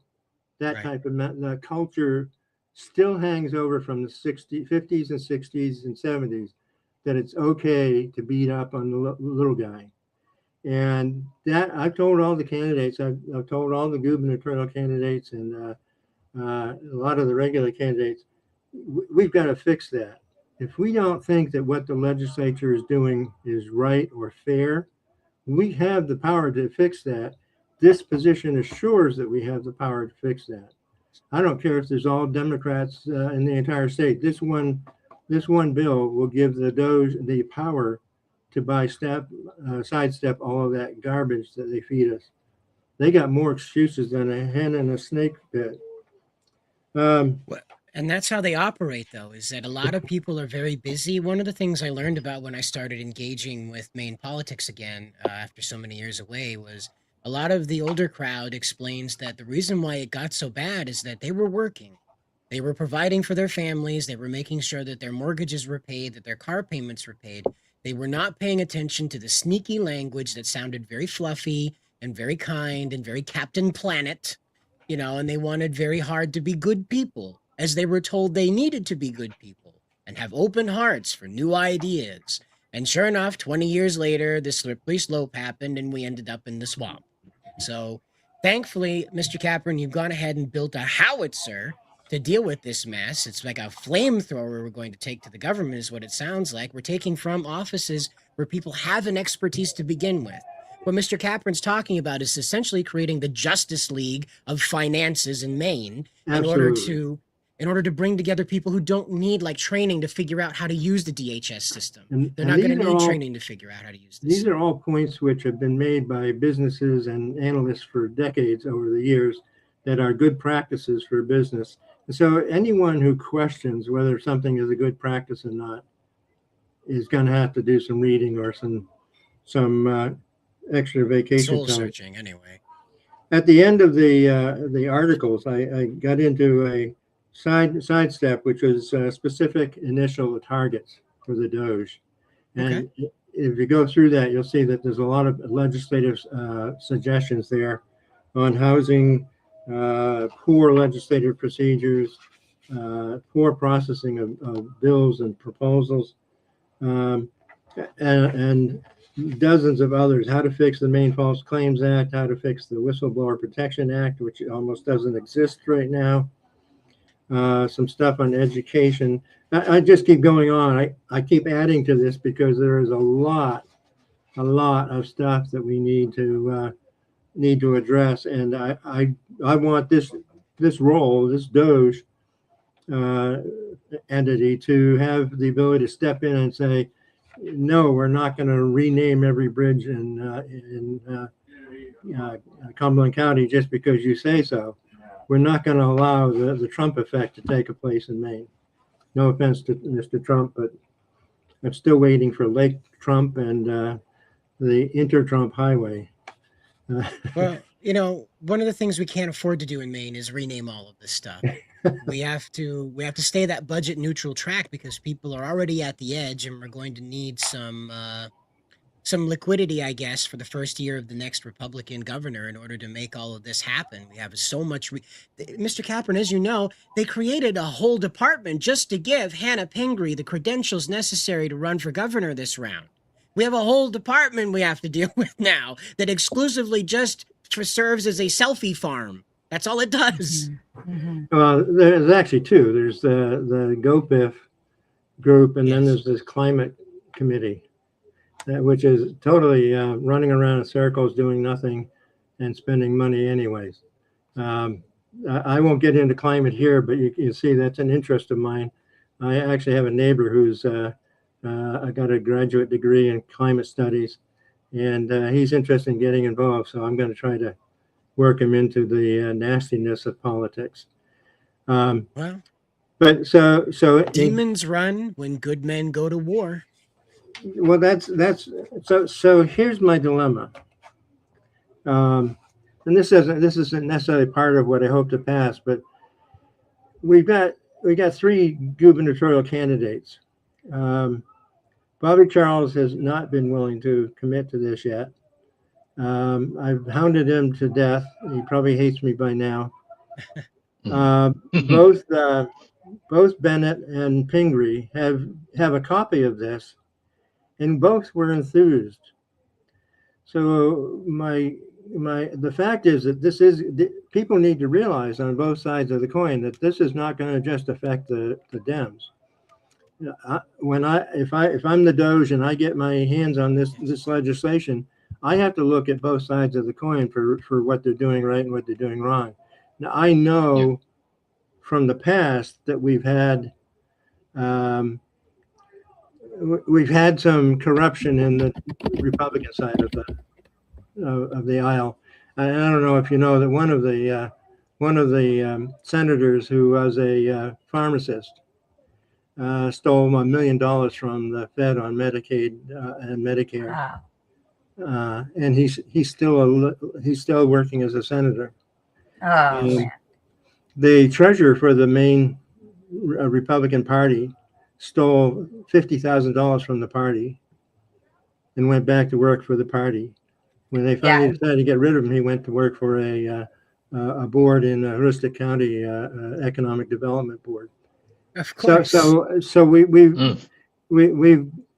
I'm going to have to look at both sides, and I don't mean to say that's wrong. I mean that's what I need to do, but I just need to forewarn people that this is a double-edged sword, or in this case, a triple-edged sword, because I can guarantee you there isn't anybody at the top level who hasn't sort of swung the axe one way or the other. And so that's my dilemma. I mean, I'm trying to sell this to an audience that won't want it. So, well, you might be surprised, sir. There's a lot of people out there that have realized that the rhinos have been much more camouflaged than we originally thought. So there's a lot of people out there on the right that really do like tax and spend, that really do like the idea of just burning money because it's fun. So absolutely having a triple-edged sword is important on this front, because we can't pretend that this type of corruption only goes one way. When there's an open pot of gold sitting in the middle of a field, unsecured, obviously someone's going to try and get their take out of it, if not the whole thing. We need to make sure there's a nice electric fence around that so the rainbow can end peacefully and deliver the taxpayer dollars where they're supposed to go. I've got a case. I'm waiting for Stephanie Anderson to get elected as DA, a case against Portland, which is kind of immense, very immense, and we'll see how that goes. But listen, to get rid of me, to get hold of me, it's watchdog@maine.rr.com. Watchdog. I've earned that when I was doing field audits and field investigations. I earned the reputation of watchdog, even to the point when I was doing an audit in Lewiston, the then treasurer stabbed me in the arm with a knife, a letter opener. So you get to know people really well. Yeah, really well, passionately. But I have not had, knock on wood, I have not had any threats at this point. But I wonder if the people who are guilty aren't going to eventually step up and try to stop this. So keep your eye open for the people who are opposed to it, because there's nothing here that isn't the right thing to do. Kenneth, I love what you're doing, and we just had Muddy Waters on, and part of clearing the muddy water is holding everybody accountable on both sides of the coin. And you can't do that unless you dig into it all and really hold them accountable. I did have one question for you, because we've heard a lot tonight. You have. And there's a lot of frustration among Mainers right now about government spending and accountability, particularly. So, Kenneth, if you were given access to the info and authority you needed tomorrow, what is the first thing you would investigate, and what would you be looking for? Immediately start out with the bank statements and the treasurer's statements, because I want to know that you don't hear much about our treasurer, but he's managing millions, if not $1 billion in investments and stuff. And I wonder why nobody has been looking at that door. We know why. Well, I don't want to convict him before he's found guilty, but I think the thing I always start with on audits is the bank statements, and I look for irregularities and where is that going. The next step is to go to look at the purchasing records to see where they're actually spending money and look for irregularities in the process. I am fully familiar with the no contract difficulty in Maine, and I know exactly where to go to get some of that. All 5 agencies on aging in Maine are doing services they're not supposed to be doing, but they're taking on the job instead of giving the job to private companies so that they can get paid and stay in business. Big dollars. But I didn't say this before, but in 2003, I actually worked under a 1-year grant with the Voc Rehab people to help find people the right technology, the software and the hardware. And they had somebody who had left, and they brought me in. It was just a matter of acquaintance. They knew I was in that field. And so I had no contract. I had no guarantee. Nobody said how much I was going to get paid. And I managed to come in, and I cut 30% off what they would normally spend in a year for technology. Wow. So there are efficiencies floating on the surface, and they aren't all brown Snickers bars. You guys get that. I talk with a lot of people in the education system, and I find that a lot of the special ed techs are also getting on board with no contracts because they don't want to be controlled so much. So I have a lot of things to say about that there, because, well, I don't want to go too deep because I'm not Steve at the main wire, but there's a lot more. There's some justification for some of the things they're doing, but not for everything. And one of the things I suggest in my proposal is that when we get a grant from the federal government, that grant comes with very specific guidelines, which the legislature never sees, which the governor never sees. They have very specific compliance guidelines, and there's nobody who's really determining if they're being followed. I want to put those right into the statutes so that everybody who's looking at a department will see not only the statutes, but the rules too. Those rules, those guidelines need to be somewhere where they're real obvious and they can stop people from doing stupid things. How does anybody know the rules if they're not looking at them? Well, serendipity. I mean, you're absolutely right. You'd be surprised how many people do things without looking at the rules and then use the fact that they didn't see the rules as their excuse for not doing it.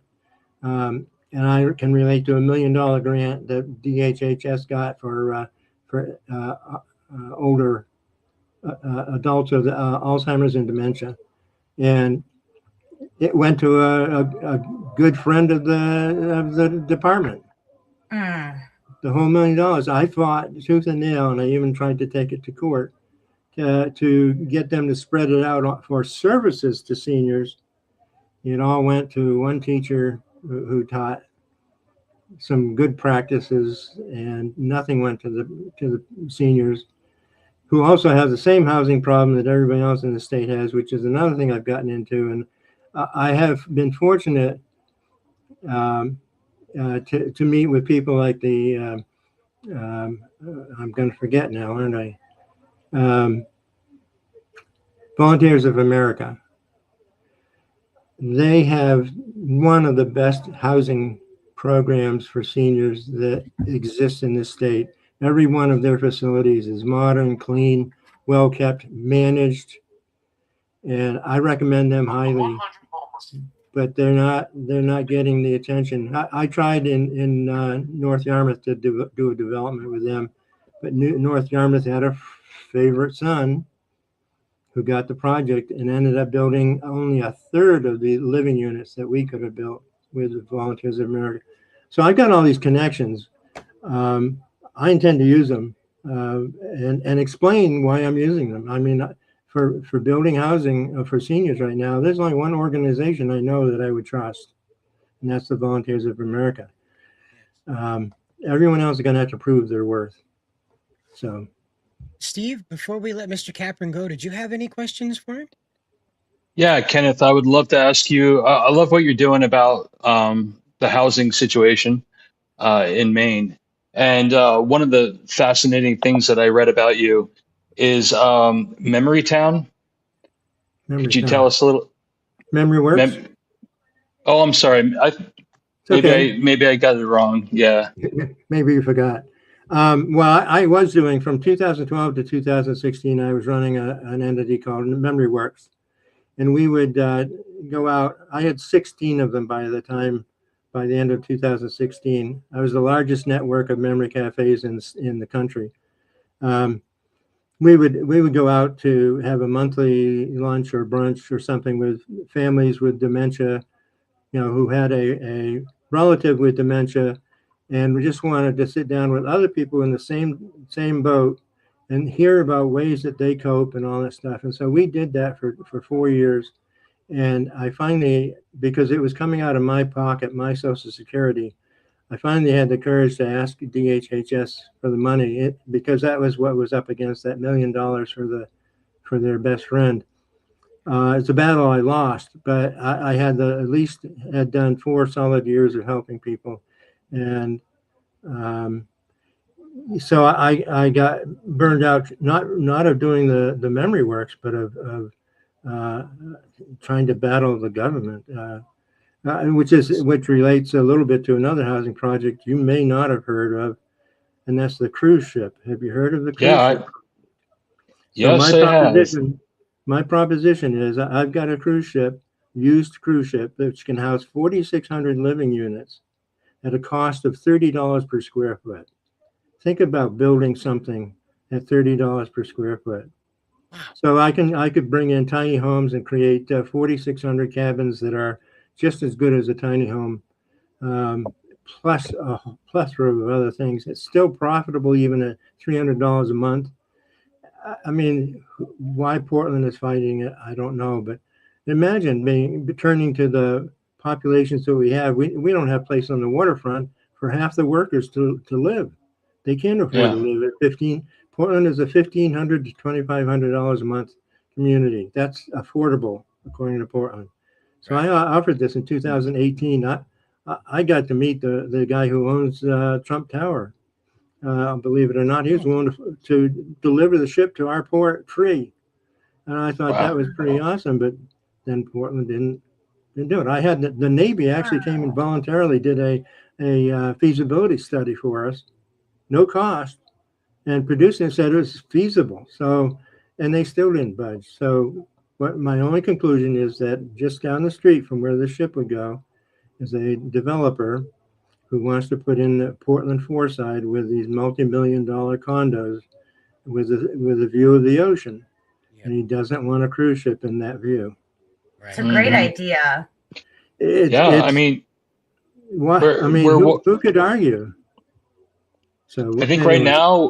right now we're something like 24,000 affordable units behind, and by 2030 we're supposed to be something 80,000 units behind. Yes. That's incredible.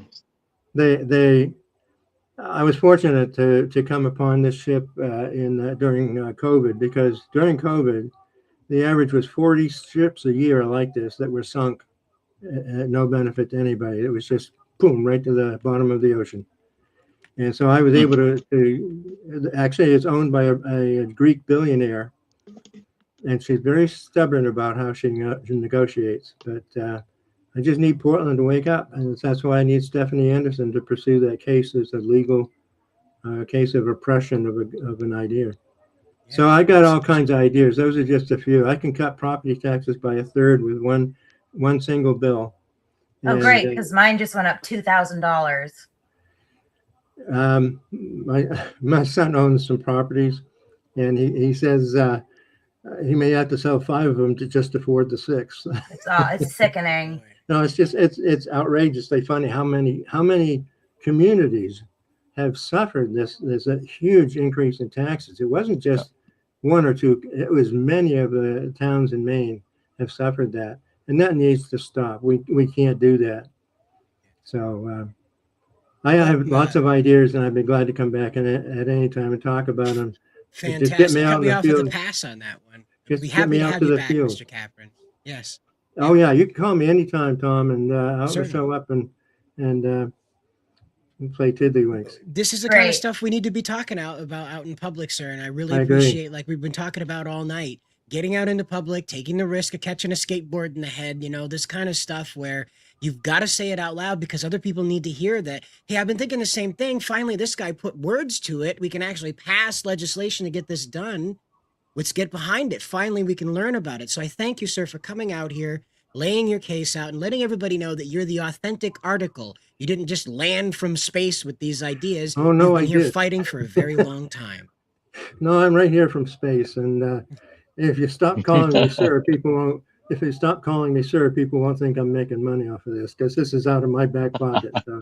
Well, we appreciate it, Ken. All right. Thank you so much. I hope you have a great night. And again, we'll be in contact to get back with more of these ideas. I got to solve Betsy's problems too. So say hi to Betsy for me. Beautiful. Yes, take care. Hope you have a good night. Thanks, Ken. Good night. Thanks, Ken. All right, then. We do have a bit of a shift in the programming here, but before we skip through that, I did want to ask you guys, how do you feel about a cruise ship as like an elderly living facility? That's pretty neato. I think that's such a good Yeah. idea. I mean, talk about being green and then sinking ships to the bottom of the ocean, like when you could be putting that towards housing for people. Exactly. Especially in the maritime state where we're known for it. But like I said, we do have to shift gears. So we're going to play a little disclaimer here so everybody gets an idea of what we're about to talk about. It is pretty serious. So again, listen to disclaimer. What follows is, by several overlapping metrics, a bad idea. It is disturbing in nature, the sort of material that makes fluorescent lighting feel like an interrogation. It is not recommended for public spaces on full blast, unless your goal is to convert your dinner table into a group therapy session. It is also not recommended for young children, whose job is still to believe that justice exists in this wicked world. And it is especially not recommended for your grandma, who has nothing left to lose. Put the gun down, Gram. God wins in the end.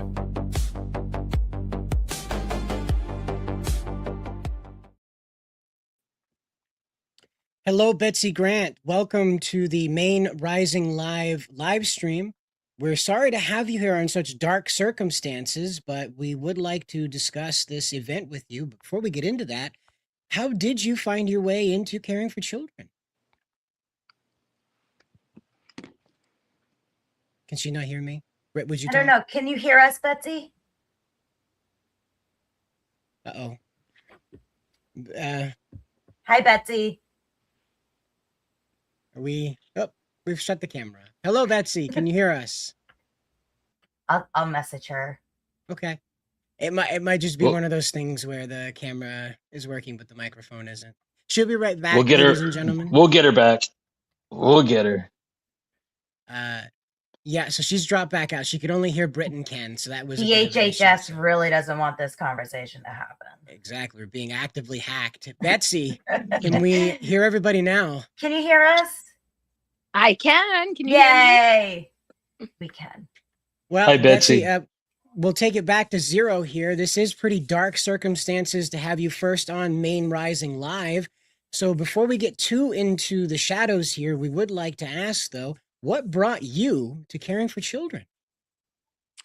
Well, 27 years ago, I started caring for children. I worked at a restaurant. There was 4 other moms there too. We couldn't figure out how to pay for daycare, so we just rotated and we did it ourselves. And Wednesday and Thursday, I watched everyone's kids, and the other days they watched everyone's kids, and it was awesome.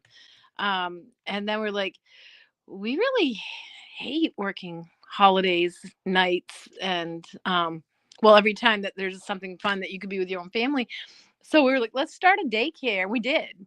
So that was 27 years ago. And everybody actually branched out, did their own thing. We still stayed connected, but I mean, when you have to take care of kids, moms pull together and figure it out. Yes. Yeah. And so from a happy beginning, we now find our way to a very dark chapter. Certainly not the end of the story, but a dark chapter in this ongoing story. A regular and terrible theme over the past 8 years and more in Maine has been DHS having a stellar track record in ignoring the needs of children. It has been a grave realization that over the past 6 years, we have lost 154 children in DHHS care to various forms of neglect. That is 7 times higher than over the past 6 years before that instance. It is no surprise to me that what we have to talk about this evening has come our way. I have not been in contact with you about this, and frankly, it makes me want to punch a hole in the wall. So I'm going to turn this over to Britt, who has an exceedingly higher tolerance for BS than I. Hey, Betsy, we're really glad you're here tonight. First, I want to start by saying that I think it's important for people to understand that you're not bringing this story forward because you want to destroy somebody's reputation. Your concern is much bigger than just one individual. It's more about a one corporation. You're saying that you reported a serious child safety concern as a mandated reporter, and you don't believe that report was properly investigated. So take us back to the beginning on what happened. Well, there's several reports. I've made 8 specific separate child endangerment reports. And when your name becomes known to the department as someone that will rise up if there's a concern, and I do it respectfully, and I do it in the spirit of cooperation, because remember, I'm working with child protective services, so isn't that the whole point? But it's changed. It has taken a law, which would be CAPTA, Child Abuse Prevention Treaty Act, which was back in the 1950s. It's taken a law that was with good intentions, and when there's no guardrails, the predators creep in. I mean, you cannot abuse children unless you have access to them. It's like any other documentary you would watch. The priests, the Boy Scouts, anything like that. If there's no guardrails, the predators come in, and they come with a smile and with badges and paperwork, and they've infiltrated the system. The system has gone completely rogue. The good intention has been twisted, and now it's the mask, and that's how children fall through these cracks. These cracks are there on purpose. It's intentional. So 27 years with DHHS being my licensor, and I'm their licensee, right? So you have to take their training. You have to abide by their rules. You have to be in compliance.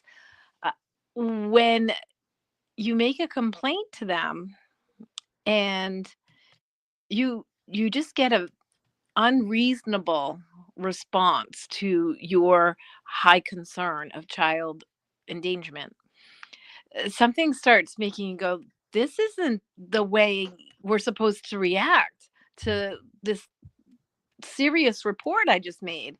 Then there's a problem. That 100%. something else. It's a system gone rogue. It's not working. So the caged child autistic report that I made, that was one of the worst, but I've made other reports, and the child died. So I don't know. I mean, let's just aged autistic child. Yeah. I mean, how does that even happen? You did provide us with the video, so we'll let that play. We'll show a little portion of it, because I think it's important for people to understand what was actually reported. Yeah.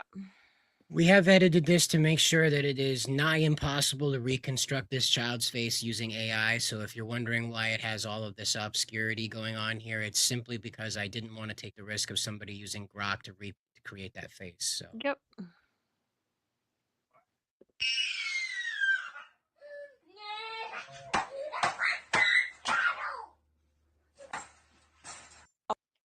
Stop. No, that's what happened. Listen to me. When you bite and you scratch and you kick like a dog, you're gonna go in the kennel. You need to calm down, and then I'll let you out. Breathe. So Betsy, when you saw this video, it was sent to you media app. What was your responsibility as a mandated reporter? Well, I didn't know. I don't know who this child was. I didn't know who this child was, but that doesn't matter. It's a child being unlawfully restrained and terrorized. I mean, the video is hard to watch, but what you really hear is this child being told, every time you be you and I don't like it, you're going in a kennel. I mean, that's deep. right So there. traumatizing, especially for a neurodivergent child. Yes.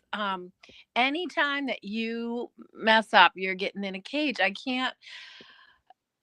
So when I reported that to DHHS, even though I don't trust them and I'm like trauma bonded to them, I guess, in a way. I have to have this blind trust that that I have to do this. It's the law. I have to report it. But I've learned to report to the department, but then to go straight to the police department as well. So I did send the video. I explained the complete scenario.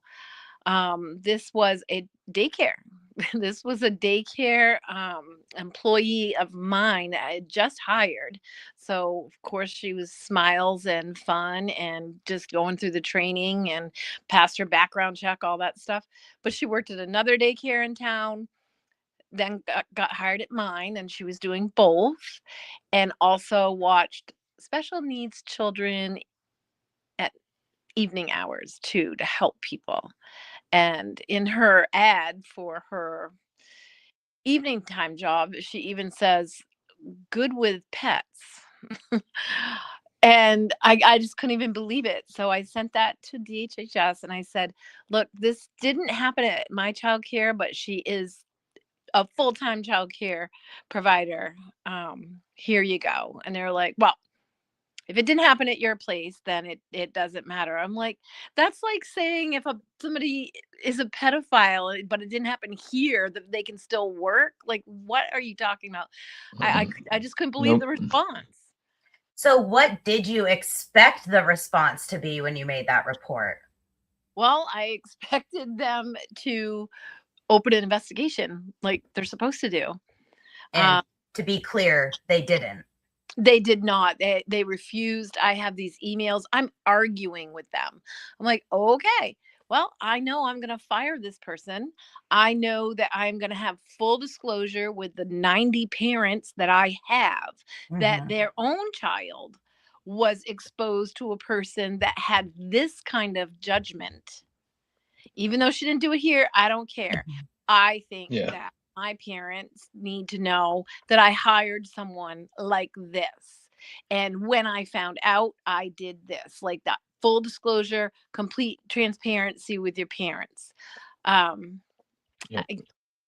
that's what I did with my parents, so that if they had any questions, but also it's called communication. What if they happened to, and actually it was one of my parents that sent me the video to alert me to it. So what would I look like as a childcare provider if I didn't report it and then also inform my parents that their child was here for about a week, even though supervised by this person? That kids love people. They just love you. And if they saw her at Walmart, they would go up to her, right? I needed parents to know who it was, what I did, and why. So DHS argued with me, didn't do anything about it. So I went to the police department, and immediately a detective was assigned and a child abuse investigation was open. And DHS was not happy that I went over their head. So Of course not. 5 days later, I was investigated for failure to reapply sunscreen. I'm like, you've got to be kidding me.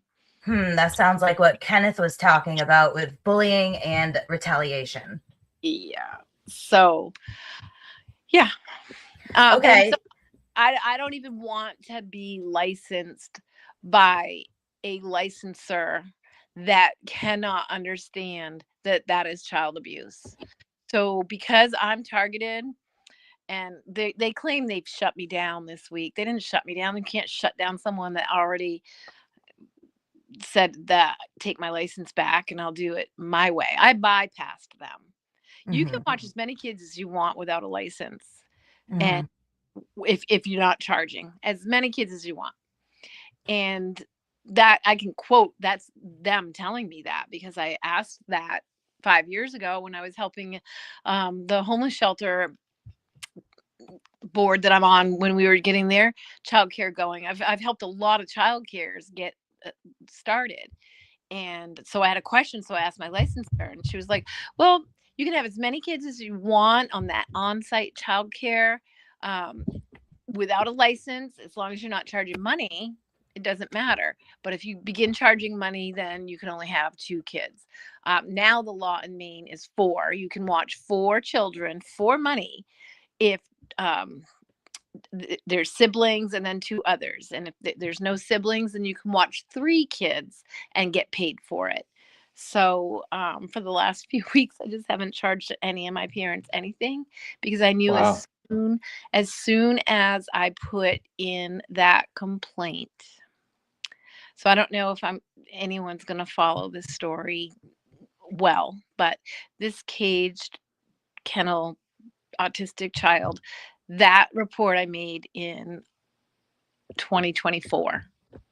Almost a year went by, and I get another foster kiddo. And I hadn't had any foster children for a while because well, I had 53, and when I testified at the Government Oversight Committee about foster child discrimination, DHS was sitting behind me, and my worker heard them say, well, her license is going to be fun to sanction.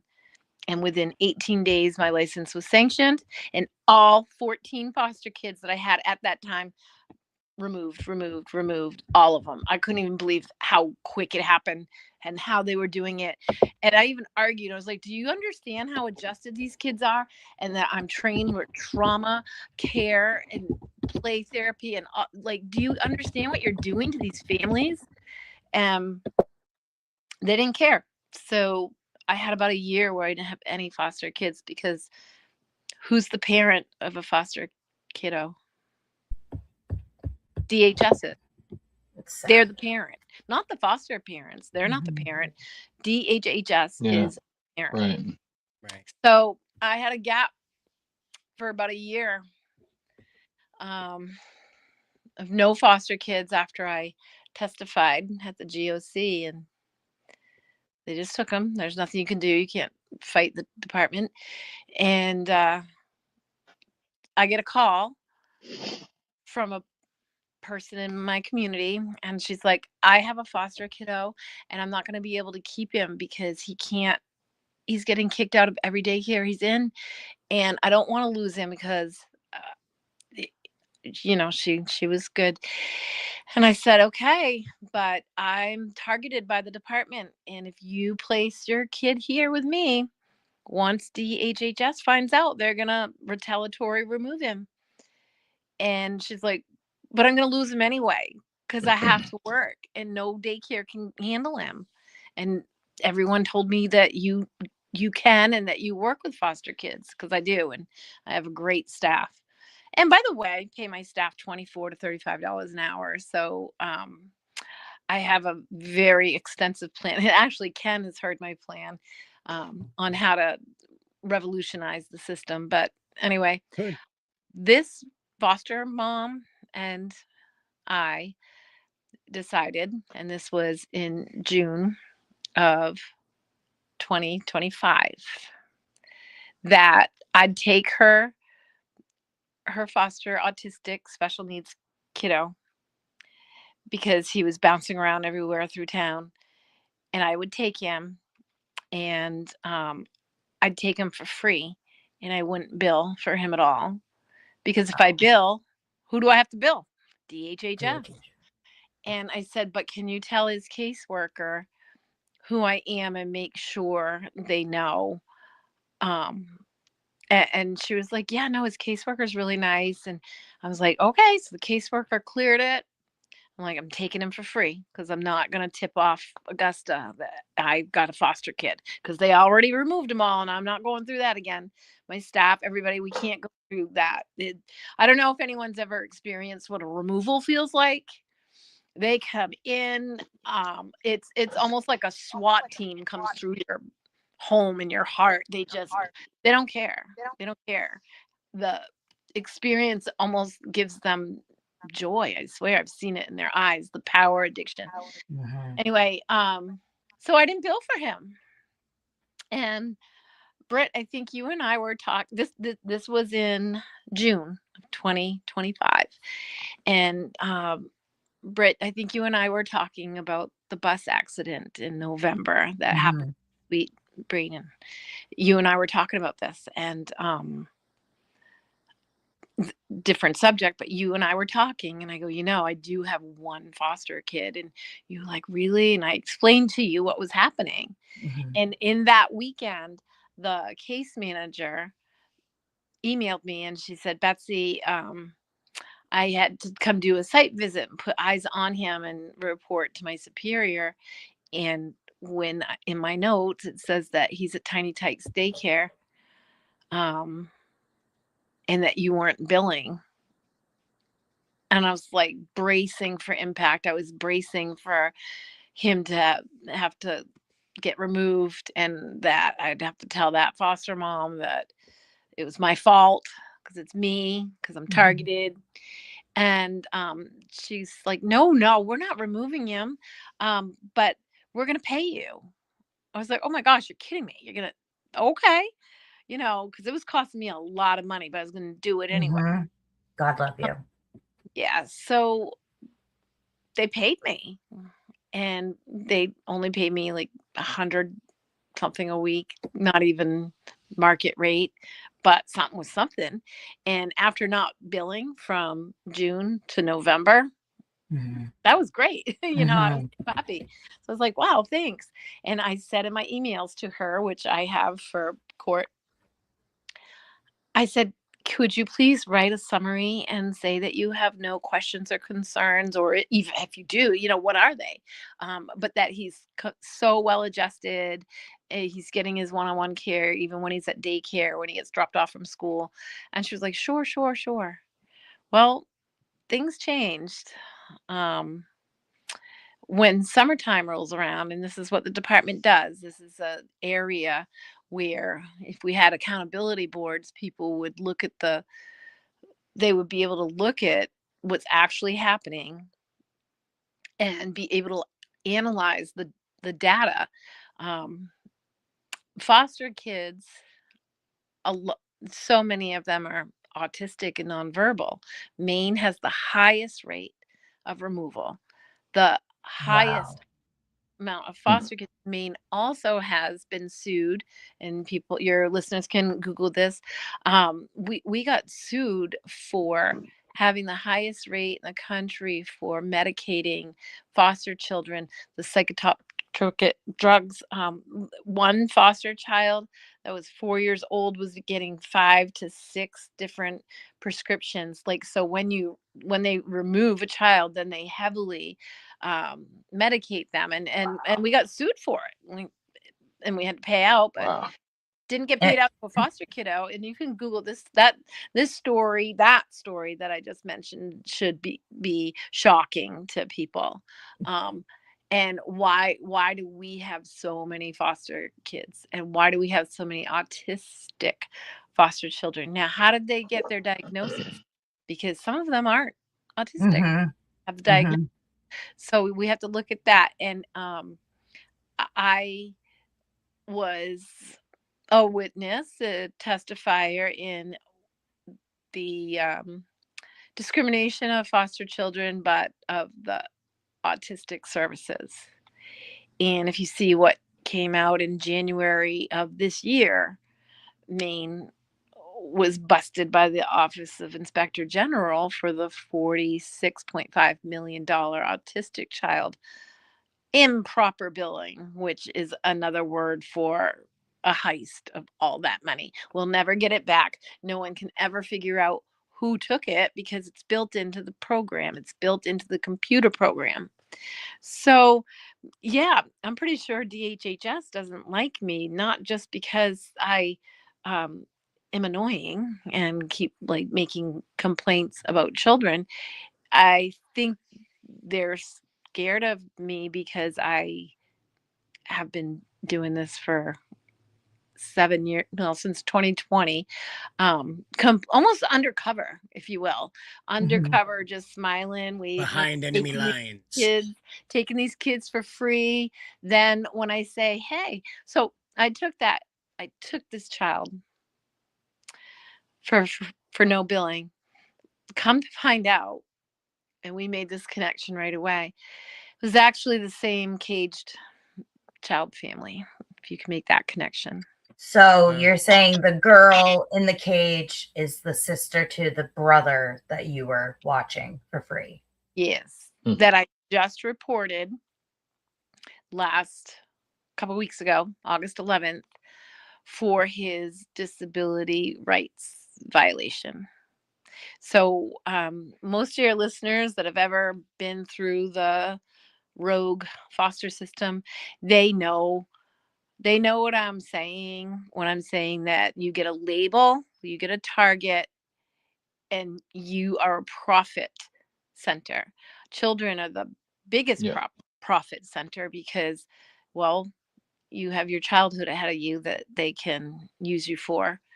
And you got your life ahead of you that they can use you for.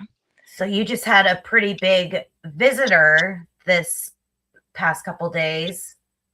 Do you want to share a little bit about that? Yeah, so I braced for impact. I knew it was coming.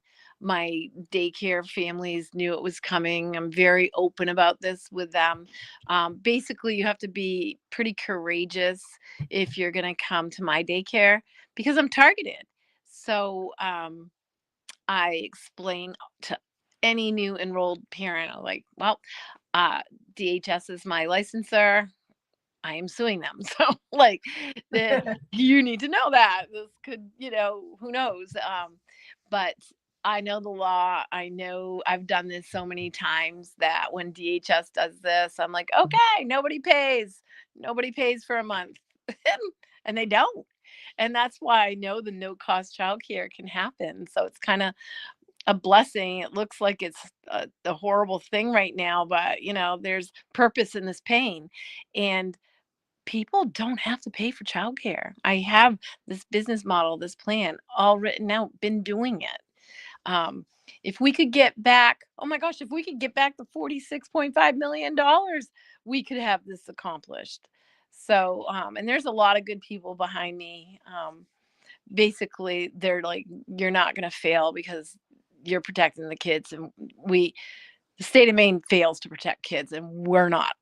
So this is a complete, beautiful grass roots boots. Love it. Yeah, it is. And you've been such a good advocate for the children and reporting when things are amiss or when there's straight up abuse happening. Yep. And the DHHS keeps showing up to put you in timeout. And recently you had an unbadged inspector come by. Nope. And then investigator. And that's investigator. Yep. And then you also had a lady in your kitchen messing with your knives. That was the inspector. Okay. And she didn't know you had cameras. No, I've had cameras for almost 3 years. And I mean, it's right there. It's not hidden. It's not hard to find. And I have signage. And shouldn't it be on your inspection list of questions to ask to make sure if you looked at my online advertise whatever, everybody knows I have cameras. I am pushing for legislation that for daycares should get sponsored to install them, and ironically one of my daycare kids installed them. That's how old I am. I mean, he's 24, he's got an awesome business and he does surveillance all around. I was gonna say that's one heck of a toddler. He was, oh my gosh, we tell stories all the time. I'm like, Jacob Clark, do you remember that time? And he'll be like, sorry. But anyway, he's older now, but I was like, Jacob, I can't afford $12,000 for my camera. He's like, I got you. I think it just goes to show how they don't care what's going on in your daycare. As long as you're bringing in money for them, that's all they care about. Well, daycare is like the drop zone for the fraud. It is the opposite of what the Minnesota fraud. Oh, here come my kids. They're done working on the other side, but 5 minutes. 5 minutes. So that fraud was childcares, cluster childcares that were licensed. So when you're licensed, you get the food program, you get the grant funding, you get the CARES Act, you get all of these things, and you can just bill and you don't even have to have kids if you're a good fraudster, which is what happened in Minnesota. What was going to happen here in Maine, which is what I keep talking about, that LD 1428 was passed just this January, and it was Speaker of the House Ryan Fecto's bill, and he wanted, well, it passed, so it's a law that you can be licensed for childcare in Maine without any outdoor space. Now, come on, we're in Maine. You have to actually not. Where do you live that you don't have outdoor play space? Well, And probably an apartment building, right? Well, you can't Under get Loring licensed. Air Force Base. You can't get licensed if you're an apartment building. You even Loring, what Air Force Base would have outdoor space, like a fenced-in area for kids. You just that bill initiated before Minnesota got busted, before the big food program heist, biggest food program heist in the world happened. The provider got sentenced for 42 years. This just happened. Like I'm watching all these things, and people just are conditioned to think that childcare is scarce. It's not. And it's an industry that kind of lets all this funding act like it's going to something, but there's no guardrails on it. It's going right out the window. It's going right to the fraudsters. well, and we've talked about with that LD 1428 how it sets up children to be vulnerable to predators, because if you don't have an outdoor space at your daycare, you're traveling with them to bring them somewhere to an outdoor space. If you have a public park within a quarter of a mile, you can be that. But so what it really is a bill that's going to allow cluster childcares. So all of that funding can just go through. They're not going to have kids. But if you're a pervert, pedophile, predator, a CSAM distributor, well, I guess that's a great Jackpot. way. And I'm going to say something that nobody wants to hear, but foster children spend so much time being transported. Who transports them? Non-emergency medical transport. Motive care comes from Colorado, but it's a nationwide thing. But then it uses this is the child trafficking 101. You got this big company, but then it brokers and it brokers and it brokers, and they have the rules up top, like, oh, we have trackers for our drivers, and we have travel logs, and we do background checks. But when you broker it out and broker it out and broker it out, who's watching that? Nobody. Right. Hey, Betsy, Yes. I just have a really quick question about the child in the cage. Yeah. And I was just wondering if you could maybe tell us all what that does to a kid like that, like 20 years from now, or when they're an adult. What did it do to you to see it? I right now, we are right next to SPCA, and like when I stop in there, I see these cages. Like, I'll tell you this. I wish that was the only cage child report I ever made, but it's not. Wow. It isn't. It just isn't. And to report it and then have it be disregarded and then get retaliated on and reported for sunscreen, it's almost like the devil's just saying, nobody cares. Nobody cares. And a bee sting. And it's the same child. It's the same child. This child is marked. This child is marked for abuse in that system.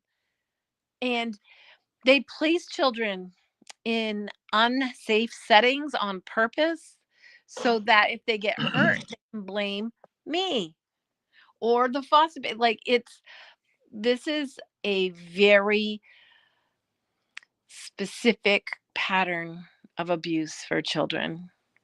And for people to speak up, they have a separate pattern for you on how to silence you. I've noticed they have tried to set you up to shut you up. Yep. Time and time again. Yep. And this whole shut me down thing, what is that? So first of all, this badgeless Brian, which I'll tell you what, I take it as a badge of honor. If DHHS wants to shut me down and it has 94% of its inability to assess risk, 94%. The Office of Inspector General came up with that 2 years ago. Maine had the worst rating in the country, 94% inability to assess risk for child endangerment. So if they're going to try to shut me down and claim I have 27% of the safety violations, which is not true, I take it as a compliment. Good. If you guys have a 94% bad rating by the Office of Inspector General, and then you think I'm bad, then good. I take that as a compliment and a badge of honor. So this badgeless person that came, and what's the importance of a badge? When you're out in the parking lot, approaching cars with moms bringing their kids to their car, and the moms, I already sent the message to all my parents. I'm like, I'm being investigated. Feel free to either come get your child or come and please introduce yourself to the investigator. And they all wrote back. They were like, again, Betsy, seriously. I'm like, well, you know the drill. And they all do. They're like, we're fine unless you want us to. I'm like, how about parents that have the day off today? You come in. And they did. And this badgeless, unhinged investigator met one of my parents before he even came in. I have this all on camera. And then she told me as well, with a baby. And he was like, are you coming in here? And told her she couldn't drop off because because I was going to get shut down. I'm like, wait a minute. Why didn't you guys like just email me? You know, or come inside. Well, or no, just send me an email because like a few months ago, I messaged them and I was like, hey, I didn't realize my insurance certificate of occupancy had run out. So I called my insurance adjuster and she sent me the renewal. I said, out here's the copy of it. And they were like, oh, thank you. You know, here's me like reporting to them that something had expired. And I'm like, oh, thank you. So what did they come here to shut me down for? It wasn't an inspection. It was an investigation. So are you shutting somebody down without police presence before you do your investigation? If it was that bad, why wouldn't you prevent any child from showing up and like let me know the evening prior? The report came in August 11th, ironically hours after I made the child disability rights report. So that's kind of a key connector there. If it came in then, wouldn't you immediately shut a daycare down if you thought it was that? So what are you doing? What are you doing other than set me up and sending this wild man here to make the children cry? Oh, and I did get served finally on Friday from a sheriff. I go out, here we go again with the sheriff. All the kids are looking. It's like, oh, he's good. You know, he's like Woody. He's a good sheriff. And because all of my law enforcement here, they're so good. They always come visit the kids. But good. I go out there thinking, am I being arrested this time? Because who knows what HS is saying. And he's like, no, dear. And he even gives me high five. He's like, I want to arrest you. He goes, but this is a civil matter. And here, I just got to drop this off. was like, great. So just this morning, I'm looking through it, and the investigator says I denied him access. I'm like, well, then how did you make all the children cry? A lie. Like it, and I'm like, again, did you miss the time when I pointed at the cameras? So this shows me, because he knows, that's why he knows he's on camera. So this shows me that somehow in a crooked, corrupt courtroom, a lot of my statements are going to get dismissed, or something's going to happen in the courtroom, because somebody that knows they were on camera but still decided to lie in an affidavit, that's a problem. So Betsy, I want to bring it back for people. Yep. You had the caged incident happen and you reported it and nothing happened. And then the brother was brought back into your custody. That just, I mean, to say DHHS or Child Protective Services protects children, that right there just shows they don't. Mm-hmm. And when you had your visit with Bobby Charles, do you feel like there was momentum in your visit, or do you feel like it's kind of plateauing? Yeah. Yes. Because my sheriff came. My sheriff was here for hours with Bobby Charles. Bobby Charles was here for over 2 hours. Wow. He's only supposed to be here for an hour, so I'm sorry for whoever else he was late for, but it was that bad. He couldn't look away. And this isn't just a he said, she said, or my word against DHS's word. This is serious. This is children dying. And Bobby Charles did know the statistics. He did know about the over 150 kids. And you know what? The kids I report, they're not in those statistics. And one of them died, and he is not in that statistic. So those statistics are bad enough, but they don't even include them all. Yeah, so it was good. And to have my sheriff not only come when Badgeless Brian was here and watch him for me, so that, because his conduct was so bad, I texted my sheriff in the bathroom while I was doing a diaper change. I was like, I'm being investigated, but the investigator is out of control. And he's just making the kids upset. They're clinging to me. And my sheriff's like, I am on my way. I will be right there. Good. And he was. And he came in, introduced himself, and it's a pretty good interview with Bobby Charles and my sheriff. And I think I'll let Bobby Charles's crew analyze that and decide how they're gonna, portray that out, how they want to handle it. But geez, what better witness can I have than the sheriff, Right. We do have a question in the chat. Yep. Lisa asks, was that child removed from their home when you made that report? No. Nope. They stayed in the home for another 9 months. And then another person reported, and they were finally removed. So my report with direct evidence, that's a video with direct evidence. DHS was like, nope. And no. So 9 months later, so they stayed caged and abused for a lot longer than they had to be. We do you did send me the phone recording between you and this abuser. Yes. I thought it was just crazy that she was more concerned about how this would reflect on her record than she was that. I think it's important to mention she was told by the parents to treat the child this way for the way she was acting. They all did it. That's what they did. And you've told me she's not the only child that gets put in the cage. No. So it makes me wonder, how many parents of autistic children are treating their kids like this?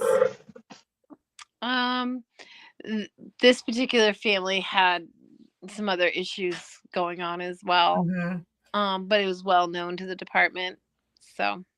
And do we know if when these things are brought up, do these parents get, training on how to be a better parent? Well, they went to jail, so Okay. and Yeah, they're learning in the showers. They're learning how to be a better parent in the showers. Yeah. You bet. I mean, drugs have taken over, and people just don't understand. As a child care provider for 27 years, I've seen the change, and the change happened in probably like 2012, when I could not make sense of the people that were in charge of me anymore. So I am still taking care of kids. I got some courageous parents that are like, DHS shows up, I know you're going to call the cops, but I hope you call me first, because I'd rather get there before the cops. Like, I got some badass parents that not only are going to defend their kid, but they're ready to defend other people's kids too. And that's what's happening, is people are uniting and fighting against this. Hopefully We that, have to. yeah, hopefully we can keep that energy of uniting. Maine has been a generational failure for children. I don't know. All three of my fiancés came from families where things were not hot and they were not having a great time. And a lot of my girlfriends as well were in homes where things were not hot and not a great time. And I really think it's just one of these compounding problems that once you break the cycle, it will stay broke. But until you break that cycle, it is going to keep repeating itself. And this has been one of the hardest things I have ever heard in Maine. Like my family ran a taxi service in rural Maine. We saw a circus of characters and a lot of abuse. This stuff, I have a Hulk button, Betsy, and it's children. It's the instant turn into a rage monster. I'm so glad there's nothing that I can kill near me right now, because the rage is in a cage and I don't like it. And if you needed a reason to vote for Bobby Charles, if you needed a reason to blaze a trail to the ballots, you now know that man is going to tilt toward this monster. We're not going to let them get away with it. That he was supposed to be here from 10 to 11, and he couldn't stop. He couldn't stop asking more, and just, I could see in his face.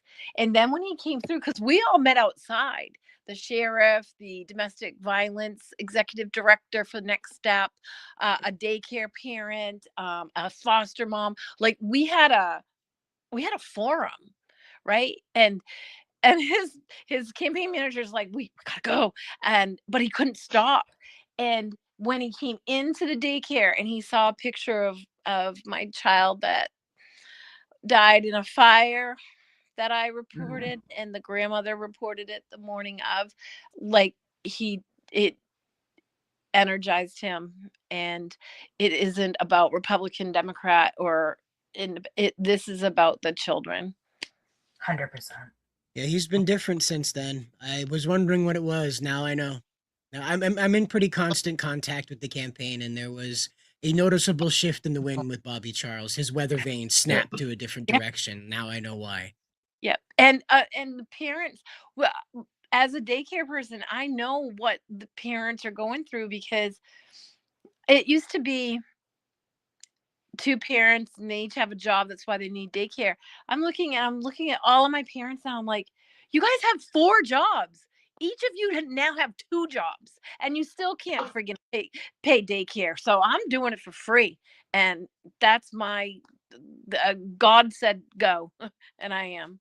Betsy, can I ask you a bit of a big ask? Have you been in touch with the Red Wave rally? No. If you don't mind, would you get in contact with her and find out if you're interested, being a speaker? Sure. And maybe melting this story down into something that'll fit into a speech to address a crowd of people about, because I don't think Mainers really understand just the gravity of the abuse that we have to fight here. We hear about people like, yeah, the kids aren't getting the care that they need. They're not even getting noticed. they're being tossed in cages. Like I remember a president of ours getting blamed for that and it not going very well. All of a sudden, it's totally normal to throw kids in cages. All of a sudden. Great point. So if you don't mind, Yeah. Betsy, we'll try to get you contact with Julia Small. She's the organizer. We really believe that you have a message that people need to hear. Not even Republican or Democrat, just human beings need to know that the absolute most innocent of us are being put in cages and left to their own demise.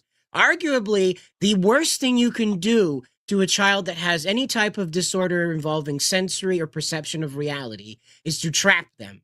So we're doing the worst thing possible. And she was the verbal one of the siblings. And so thank God that's the video I got, because you can hear that this isn't a joke. This is real. Help me. And then she pleads with the person that's putting her in there and says, I calm down. Like I know. Yeah. Like and she knows that that's gonna happen again and again. And it's not just gonna happen here, it's gonna happen when I come home, it's gonna happen back. Like there's no escape from that. Thank God whoever it was 9 months later that reported, and luckily they weren't me because they got believed. But I guess I just want to say is if we save this one targeted family, caged children, we'll save hundreds. So let's focus on them so that we can save the others, because people just don't believe me, because it's un-effing believable what I'm saying. Yep. Absolutely. And we've had the evidence tonight. And what we're going to do, Betsy, is we're going to cut up the interview here so that way we can focus on the different areas so people don't get lost in the minutia. No, you gave us a lot of valuable information, and that's why we have to cut it up, is because we don't want people to miss what you said, because they're not hearing this. We hear the DHS are full of a bunch of leftists, they're blue-haired weirdos, blah, blah, blah. No. Predators. This is a category way above any of that. 94%. Now, Britt, do you have any comments for Betsy here before we let her go? We put her through a lot this evening. We did. Betsy, we would love to have you back and continue this conversation. Thank you for talking about this, because I know it is tolling on every level, mentally, physically, emotionally, spiritually. So thank you for showing up every day and loving these kids the way they deserve to be loved and protected. Thank you. Thank you for you folks putting this time into what you're doing to shine the light on it. So.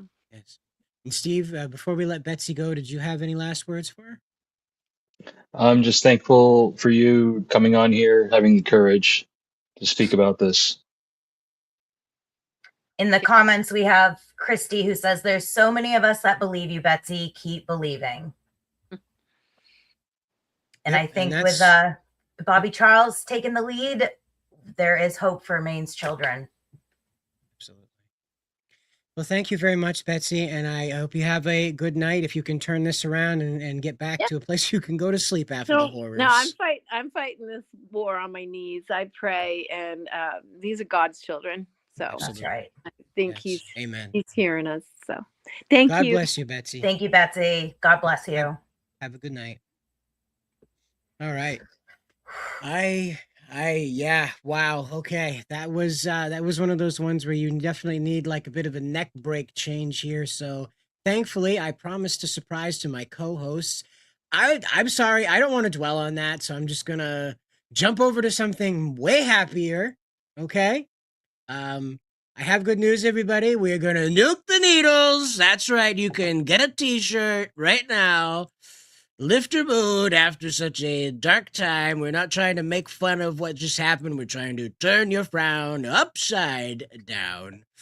Here with Nuke the Needles, you can tell everyone in your neighborhood that you have had enough. You heard it from Shawn Packard. He wants to nuke the needles.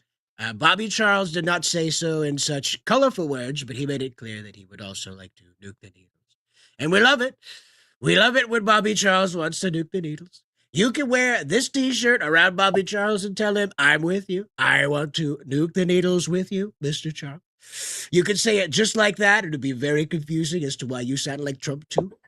But you can wear this in a place that is not your church. I would not advise that you wear this to your church.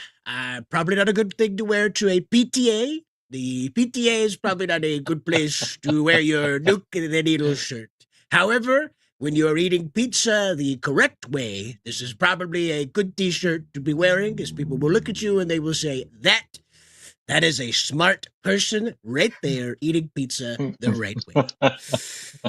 And I will teach you how to eat the pizza the right way in time. I have to use the AI because only AI is capable of helping me do this.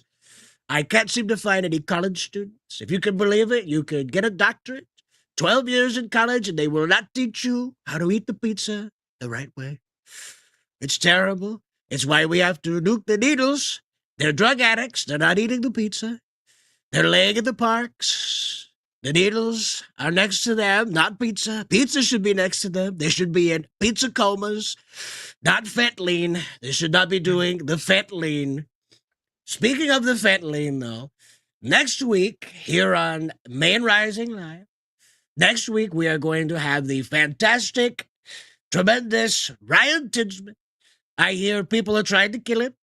I hear he is trying to create a Minecraft archive of his work, so that way if they kill him, it'll survive in Minecraft. As we know, Minecraft, the greatest video game ever made. Absolutely the greatest. Baron tells me, and Baron's very tall, so I trust him. He tells me that is a great game. Lot of good stuff in the Minecraft. I hear you could do some scary things there too. People say they want to do things to me in Minecraft. I dare them. I'm brave. I'll take them in Minecraft. I will get my diamond sword, and I will get them. But yeah, we'll have Ryan Tinsman, and he will be talking to us about being assaulted. People are hitting Ryan Tinsman, and they should stop. He is just recording things, and we're okay with him recording things, because that is legal. You can record things. If you can record your butthole on OnlyFans, you can record a man who is unconscious while standing. So we love that. We love it when Ryan Tinsman shows us how dystopic Portland's become. We love it. We love that. We love seeing how terrible it is, so we can tell everybody it's pretty bad, because it is. And then we will also have John Andrews, the fantastic, robust John Andrews, very capable man, a father, a state senator running for re-election, a man driven by values. We will have him on with Ryan Tinsman to talk to us about how bad everything is and why you might get shot for saying anything about it. So just remember, you are the revolution. You, in your underwear, listening to this right now, eating the pizza the correct way, you are the resistance. You are the real kind, not the kind that wants to invert the penises of teenagers. You are the real resistance, the ones who fought the revolution. We love it. We love fighting the revolution. It never stopped up here. I don't know if you know this. In New England, the revolution is still happening. It's still happening. It's in the hearts of all of us and you. You in your underwear with your pizza. We love it. We love you being here in your underwear with your pizza, especially if you're eating it the right way. We love it. Especially if you're getting onto the Maine Red Wave Rally page and signing up to help out Julia, Unite Maine. And Steve, we love it when we hear from you about stuff. Steve, what do we need to do in order to see the next show, Steve? I'm sorry, can you repeat that one more time?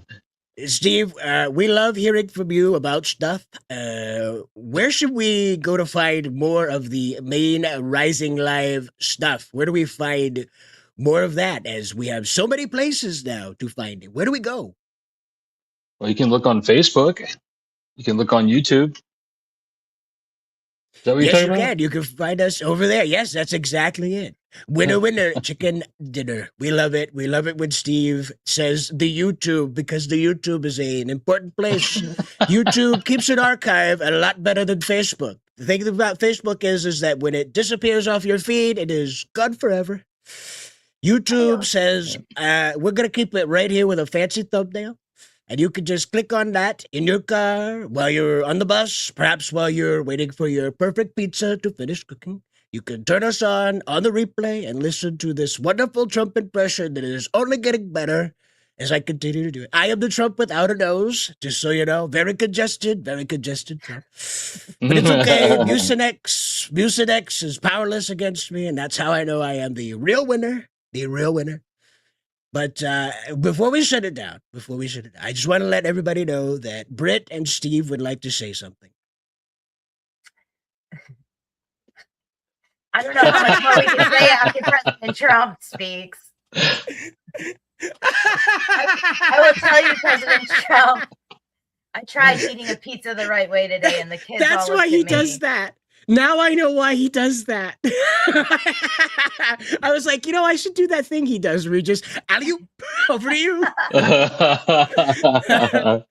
But yeah, do you guys recap of the show, how it went for you? I mean, we had some dark spots, we had some good spots, and mostly a lot of stuff. Steve, I'll let you go first. I think it was great, and this was a really good second show.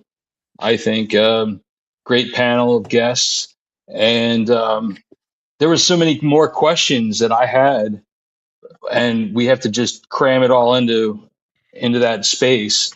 Yeah, and I think Tom's doing a great job of orchestrating all that behind the scenes, and Britt's doing a great job with formulating some excellent questions. I really like that. Thanks. And can't wait for the next episode. Me either. Next Saturday, and we'll hopefully have another- there's more people.